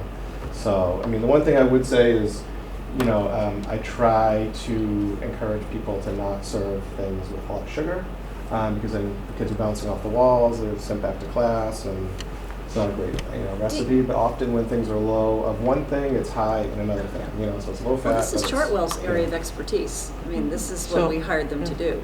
So the first thing is, I think everything John said, I would agree with. And I know we've discussed this a little bit here. I tried to make sure we came to the financial review that we brought forward the feedback, that we have heard some families saying, what can you do that's, for lack of a better term, on a higher end? And we've even had conversations in elementary AC too about, snack policies and various things like that. So first thing to remember, any food that's in our cafeteria is on the Department of Education approved list, 100%, no exceptions. If there's an exception, it's a mistake, it gets fixed. But basically, the one exception I noticed was there was a package that had it was a slightly smaller size than it was supposed to be, and proportion was off, and it was one shipment of inventory that came off the supplier. It was fixed right away. My point is, it's 100% approved by the DESE. So anytime you get a question from a parent, you can say, if it's in the cafeteria, it's approved by the DESE. Then the next question is, what if we think, or what if families think that's a minimum standard? And do we want to attribute to a higher standard? And certainly we do a lot of things that are higher standard than DESE guidelines in other areas, and maybe this should be one of them. And that's where the question comes in of funding and how that would work. And so I think one thing I tell parents who mention that to me is, A, I'll share your feedback with school committee because you should know that. And two, some folks want that. Some folks want affordability. Some folks want something their kid is going to eat. And where do we plant our flag? I think I tend to say, let's go with what the department is suggesting, but we absolutely can look into other options. Maybe more families need to come here and discuss it, and then you get to the question of who's going to pay for it. Will it be the families? Will it be the budget? I think I'm hearing it can't be the budget, and I think that's something that I can continue to share with families who come to me. And do we want to do some kind of a trial, where it's a family-funded option? That's something we can discuss.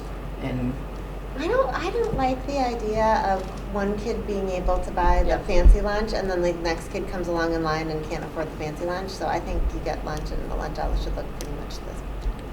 You know what's great about our country is you can bring your own lunch to school. Yeah. That's what I love about America. Okay. Thank you so much. I didn't. It's a question that comes up again and again, so it may be worth having a formal discussion about our practices and policies around the food service program. I think here we're getting into a bit of a rabbit hole. Yeah. So I think we should move that. I move the question. I like the question. Yeah. Thank you for asking it. I'm just going to move it because I think it opens up a whole can of worms that we're not ready to answer right here, right now. Moving along. But it And could be a parking lot item. Yeah. Park it. I think, it goes with, isn't wellness Yeah. committee? Yeah. Yeah, so I think that all goes in the same bucket. But before we move on, I just would put the caveat that that program was losing money. We're only just getting close to being in the black. So I think in terms of kicking it up a notch and making it more expensive or having more options, I don't think we're there yet. I think until we tighten up the program we've already got, I don't think we're at the point where we could start adding on bells and whistles. So that's just my 2 cents. We also have some really important curriculum issues Yeah. that we need to address from Yeah. the cafeteria. Yeah. So on that note, do you have any questions? Yeah, so the co-teaching, I know we talked about that before, and I just wondered, district-wide, are we talking about co-teaching? I know that we had talked about developing programs that were more effective because we've done it in the past and it has not been successful. So co-teaching to me is not a building issue, it's a district issue, and I'm just hoping that we can address co-teaching and kind of have a plan for the district rather than building by building. So I don't It is need a to. building by building. Good. We So do a for lot of it in the symbiosis. middle school and the high school. There is co-teaching K-12, different variations in different buildings. They Yep. did change the model at the middle school this year to have the co-teachers be content specific because the content's getting more intense. So we had grade level, and we moved grade level to content specific. But they are pushing. I think, I can't shut up.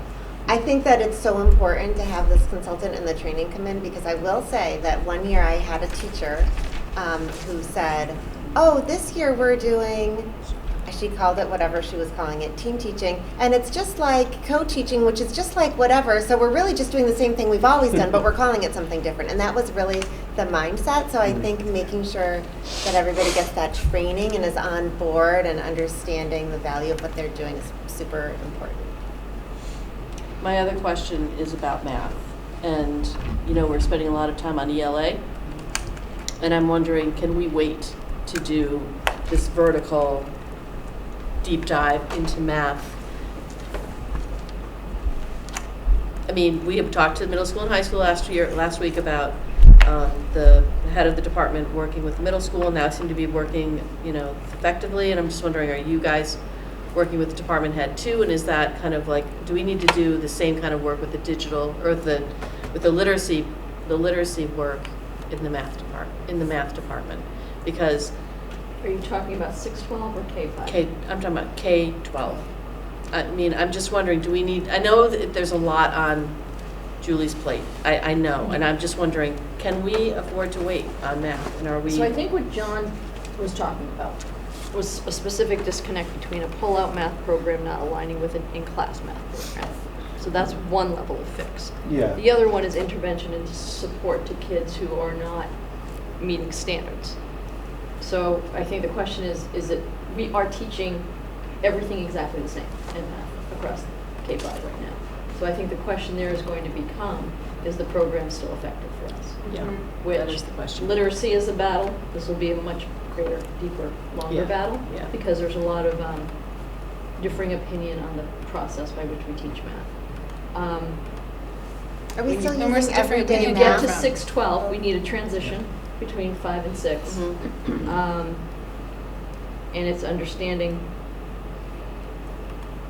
I think there are a lot of things at play that are not necessarily program or curriculum specific, because you couldn't have a tighter curriculum at K-5 in math, except for the pull-out programs, right? We're an everyday math school, it's in every classroom, all the units are the same, you've got 2 on-staff people, 1 in each building trained to be trainers. One in each building, yep. So that's tight, that's about as tight as it can get. Mhm. I don't pretend to have a sense of how people proceed, scope and sequence, if people are really on the same page at the same time. Right.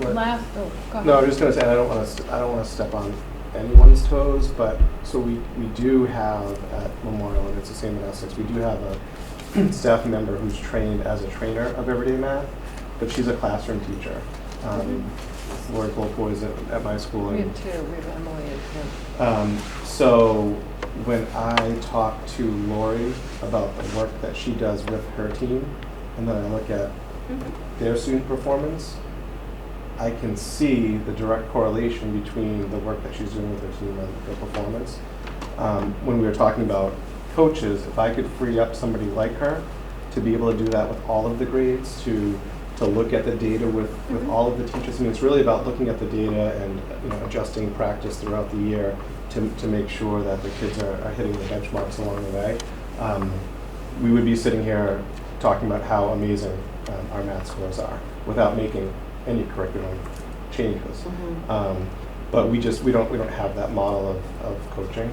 It's hiring more staff to be non-classroom teachers.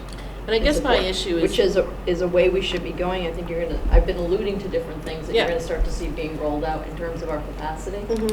And these are them. But we still have deficits at the secondary in terms of being able to put people in front of kids. And I think the thing that's hard for me as a parent is that we need math interventionists and coaches, and we need kids in some grade But what levels are we need basing tutors, and it's like, what's wrong that the teacher-student model isn't working? We always need extra Well, that's what I think instruction. we're trying to address through literacy. Yeah, and So we have 2 reading specialists per building. We have TAs who are doing interventions, but we're not moving the needle. yeah.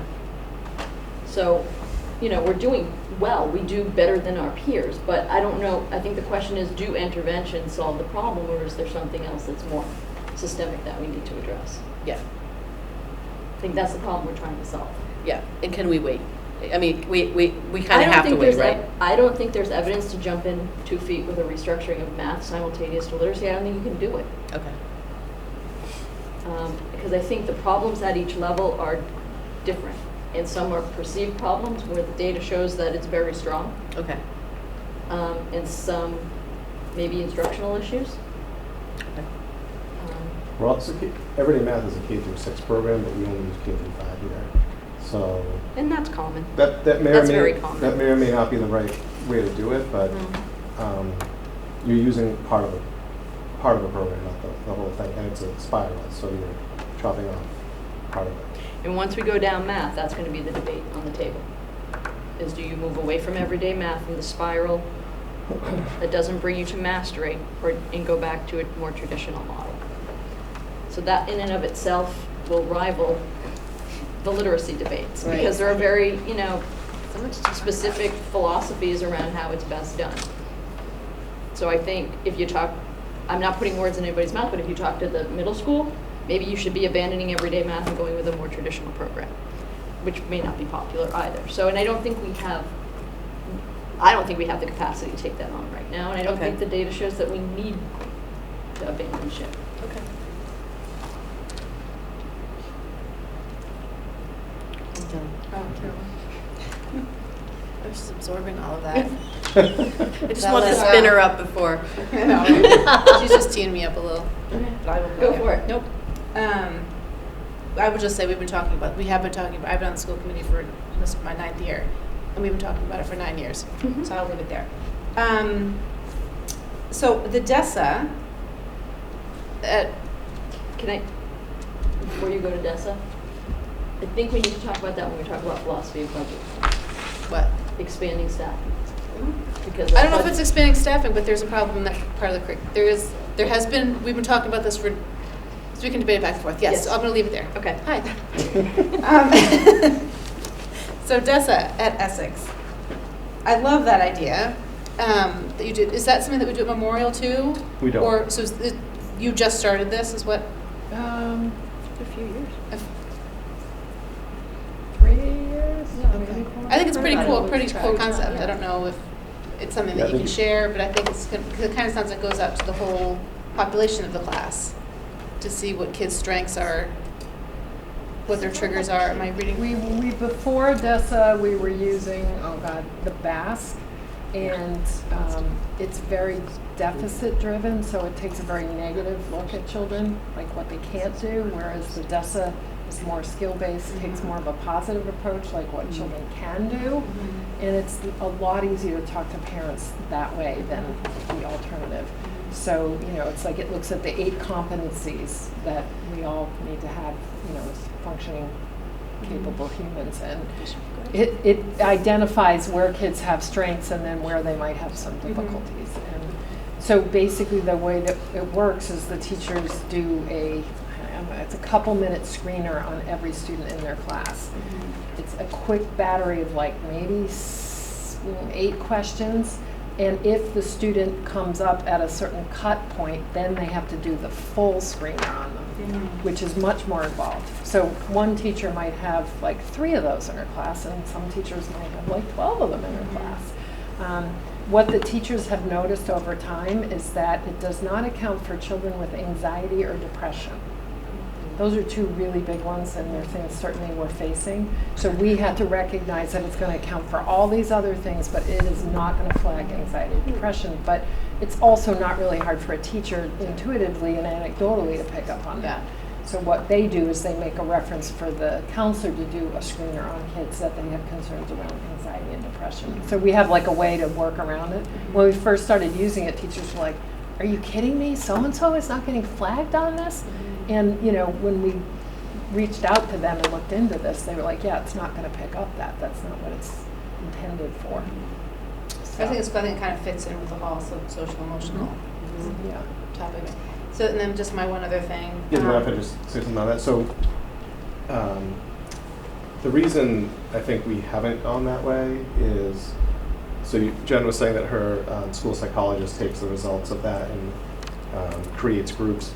I'm not sure what we would be able to do with the data because our school psychologist provides IEP services. Debbie does too. But, I just don't want to mislead anybody. No, she does, but Right. we have 300 and something kids. And I don't mean to 200 pit each kids. other No, I'm against, just it's something saying that I think that is a pretty cool, sounds like a Yeah, really yeah, good yeah, tool. Yeah. And It's just a staffing issue, I think. I think Yeah. that's the worry I have when we present together. Yeah. Is that, and I to be really candid with you, I mean, you have got to allow some autonomy within the school, and you've got to allow some things to happen organically. Yeah, and absolutely. I always question, where is that line? You know, and I've asked this of Pam, and I've asked it before, like, you know, certain things, our math curriculum, yeah, that's kind of a no-brainer, but with other things based on the students that we have in front of us, what we're noticing, what the staff brings up to the table that they're concerned about, you know, we've got to be able to function that way, because if we get to a point where everything is just, you know, lockstep, either some of our needs aren't going to be met, or they're going to be doing some things that they don't really need to be doing, or vice versa. So I only bring that up because that's always the part that makes me a little anxious when we come and we present to you, because it's like, is Essex doing that? Is Memorial doing that? I think in the No, I areas, agree with you. in the areas where it Some matters, I things. think that we've got the similarities and the cohesiveness. But I think it is worth going back to, we're looking to 2033, right? And we're moving beyond the old structure. And the old structure was built with the staffing number you have in your building. So there is different staffing capacity in each building based on old model, right? We had this conversation around the librarian, for instance. You have one librarian for 350 to 400 students and one for 230. So taking people out of the mix, that doesn't make any sense in an efficiency model, right? So if you have someone who only needs to direct teach the subject they're hired to do 40% of the time, that allows for different things to develop in that building that can't develop in a building where the person's teaching 80% to 100% of the time one-on-one with kids. Not one is good and one is bad, it's just different, and you have different opportunities and options. And you're going to see that at each level. So I think what we're trying to start to look at, particularly through literacy, is don't build it with what you have, build a system that's right and can be replicated throughout the district, then staff appropriately and have common language, job descriptions, and desired outcomes. So it's building a school system, not a system of schools, right? That's the phrase that we Kinda like it. Julie We haven't launched. said that I'm not in a taking while. credit for it, but that was said last year. Yep. So that's really why we're trying to build from the ground up on certain things, which means some people are coming at it from different readiness levels. So John may be ready to tackle the math curriculum right here and right now, but we have to take things in some systematic way, or we're going to kind of end up back where we were. Yeah. So there is an equity issue, and equity, it's funny because it's not always, the deficits aren't always where we perceive them to be. Can I just, one last? Can I just say one thing? Yes. We're not comparing you. I think No. that our kids are so Share lucky the- to have yeah. these elementary, I mean, I really do feel like we're so fortunate to have two successful elementary schools that are different, but they're wonderful in their own ways, and so I want you to know that we see that, and thank you for that, and it's nice. I love this presentation, so. I can tell you, I saw Jen's presentation for the first time here, and I was like, oh, yep. I mean, there's a lot of similarities Yeah. for two people that didn't create our plans You together. didn't cheat off Well, each I, other. Yeah, I, exactly. I love that they're really different. You would think Yeah. we Like might the have. whole style was really different, and that was actually good. Yeah.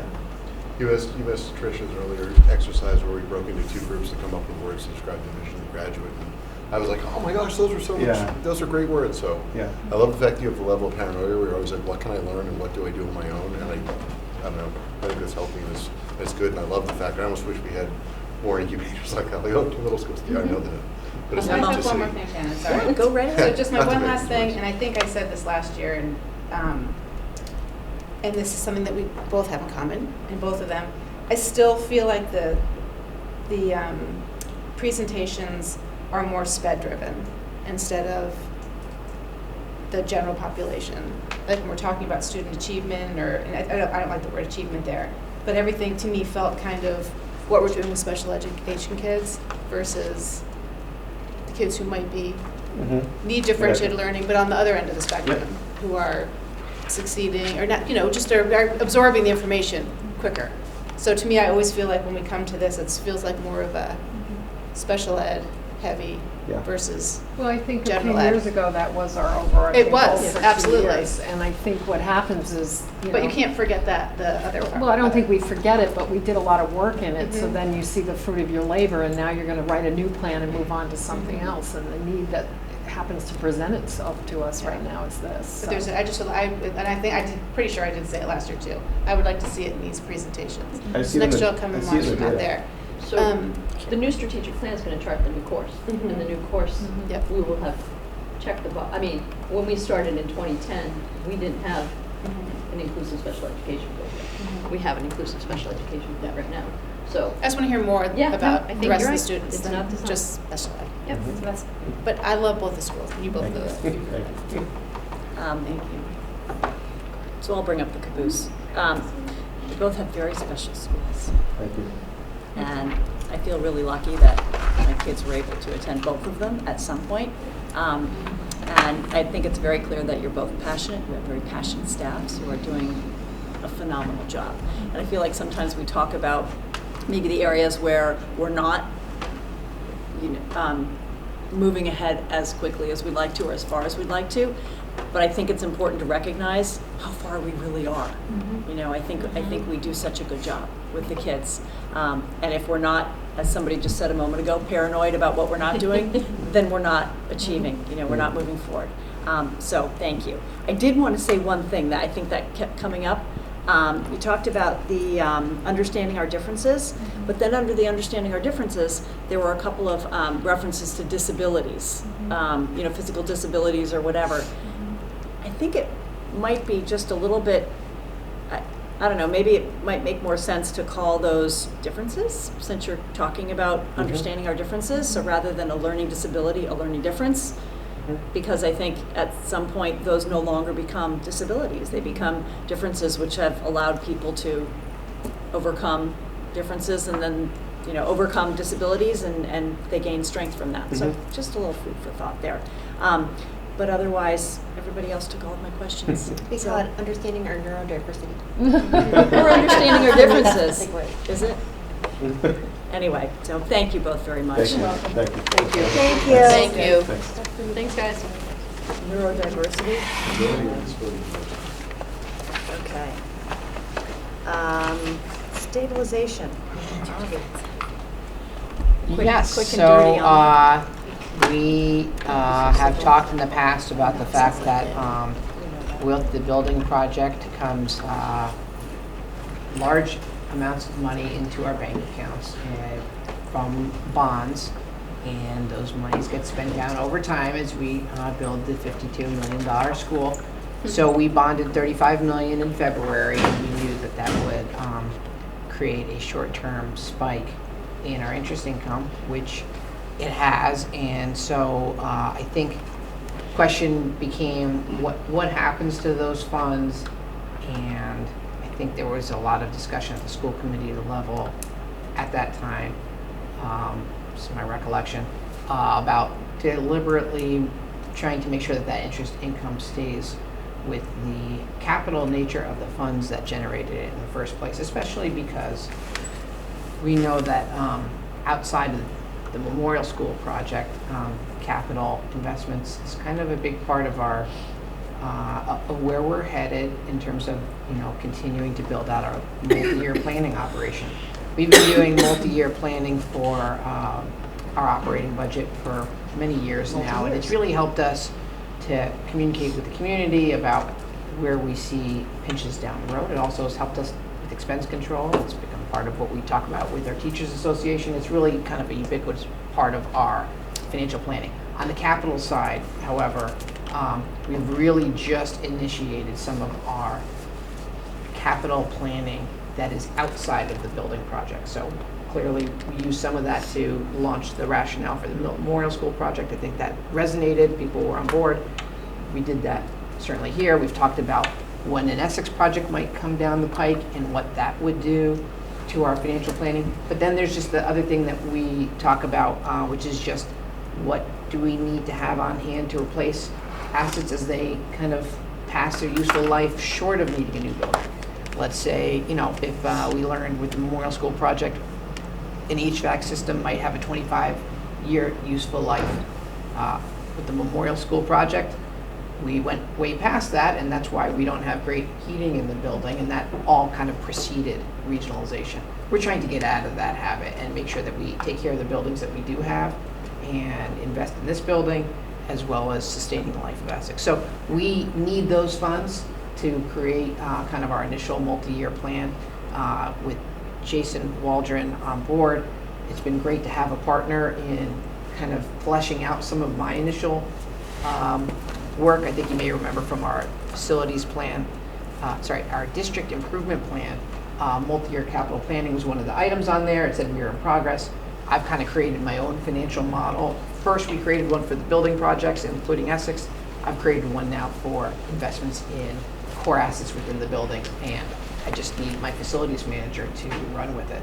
And he's very excited because that was part of what he was excited about at his prior position, and I think he was very excited to hear that this is a priority of our school system and that our school committee wants to know about and talk about capital asset planning.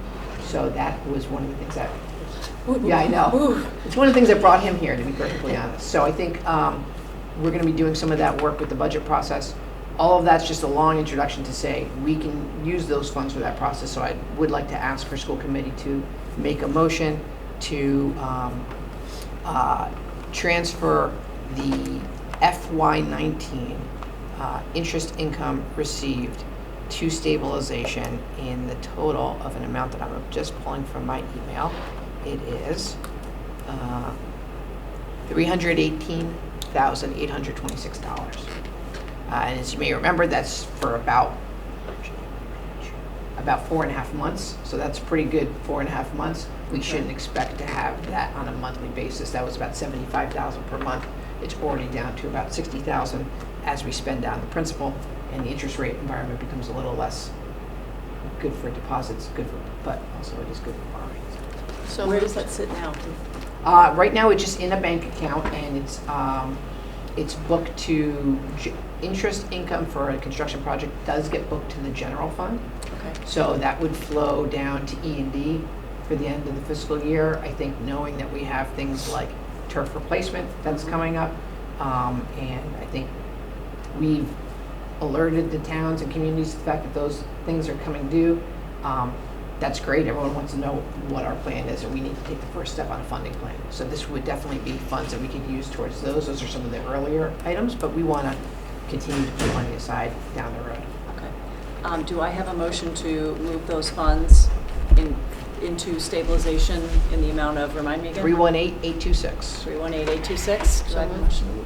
Seconds. Annie moved, Cameron moved, Warnock seconds. Got it. All in, Can I ask a question about this? So can you just refresh our memories about stabilization, and are there any limitations on stabilization funds and where they can be used? Yes, the general intention of stabilization funds are items for which the district might otherwise borrow, and generally that's for capital asset replacement. So it is for capital funds, things that we had otherwise put out debt for, to avoid having to put out debt or to minimize the amount that you'd end up borrowing. So I'm going to just push this a Yeah, little bit. please. So there's no limit. Could we ever allocate any stabilization funds for operational or for operational expenses, or is there a law around stabilization? So you could say that we have a cost coming up that would hit the operating budget. Generally, because it is a reserve fund, the strategic advice that I would give to you is to use it for things that are not recurring in nature, but those would hit the operating budget for that 1 year, but it would be a non-recurring cost, and that's a great use of reserve funds because it's not something that you're going to need year after year after year.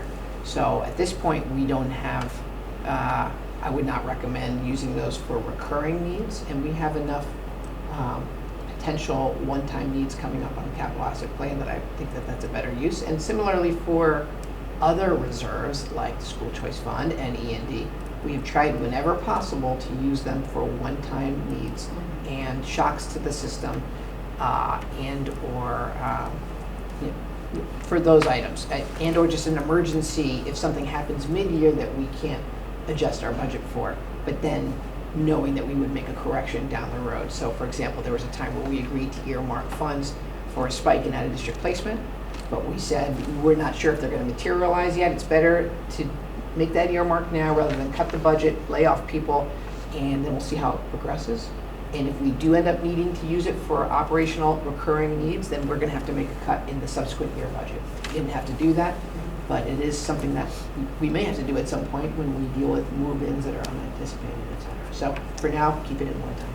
And I'm asking because I just want to kind of reiterate kind of what our practices are around these different buckets of reserve funds. The only other thing, I know my answers tend to be long, I apologize, is that we did devote $100,000 of budget of reserve funds to fund an operating deficit for fiscal 20, the current fiscal year. That process came about after talking with the member towns and understanding that it was the budget as presented, while reasonable and within the realm of our standard range for our multi-year operating budget, was going to be a little hard to swallow due to other financial pressures that were happening in our member communities. So we've got that in there. It's a small slice right now at $100,000 per year. You may remember before the override, we were much higher. We got up to, I think, maybe $600,000 per year. But if we don't eventually start to put funds into our operating spending for recurring needs, we've been nipping and tucking. At some point, we could be back in that type of a scenario. So that's something that I think we're going to throw the FY21 budget together. We know about some of the cost pressures that are coming our way, and we'll see where that lands. And we'll be back with our best guess of how we're going to balance the budget for fiscal 21. Okay, thank you. So we have a motion, we have a second. All in favor? Aye. Opposed? Any abstention? Okay, motion carries. Thank you. Thank you, Avi. Moving right along, Pam, Superintendent's report. Okay. 3 quick things. Yeah. First, Spencer apologized for not being able to be here tonight. He had a golf tournament and then he was the recipient of a book award and needed to go to Nice. an overview meeting for that. We have National Merit Scholar News. I know Tricia previewed it when she was here, but we have Anton, I'm going to mess up, Koziev, Julia Kaper, and Hannah Freeman are National Merit finalists, are National Merit Scholars, and Maria Cristoforo is a National Merit finalist, so that's great news for the high school and for those students. I mean, that's a big deal. Englander was here, so last week we did our annual anti-bullying training for both students and parents. The student sessions went very well. The parent session was absolutely fantastic, but we only had 23 people come to the event. So we're working with her on maybe, we might try a morning next year and target the elementary.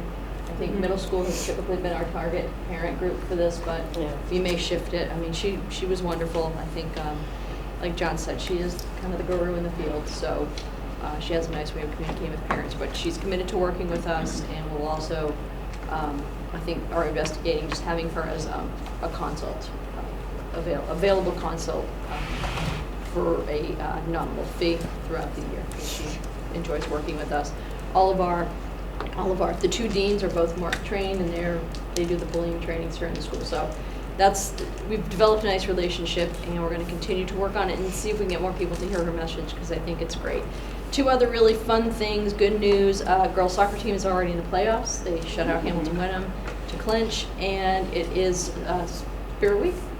Kind of a bummer. No Friday night lights because of Triple E, so we've got a 2 o'clock game here on Saturday to cap off with all of our other teams playing this weekend. So, Awesome. Good news. Yay, go Hornets. Yeah. Let's hear it. Cheerleaders are like bringing it. They're having a great year. Awesome. Great relaunch. Awesome. So that's what I've got. Okay, terrific. Do I Just to share them. you want to share that note with the class? No. School committee comment? No? Okay. I forgot to thank you at the top, so I will thank you at the bottom. Thank you very much. Studio 1629? 23. I will get it right next Yeah. time. Get the- 1623. Thank you very much for filming us. You're welcome. And do I have a motion to adjourn? Move to adjourn. Second. All in favor? Aye. Aye. It's a wrap. We're adjourned.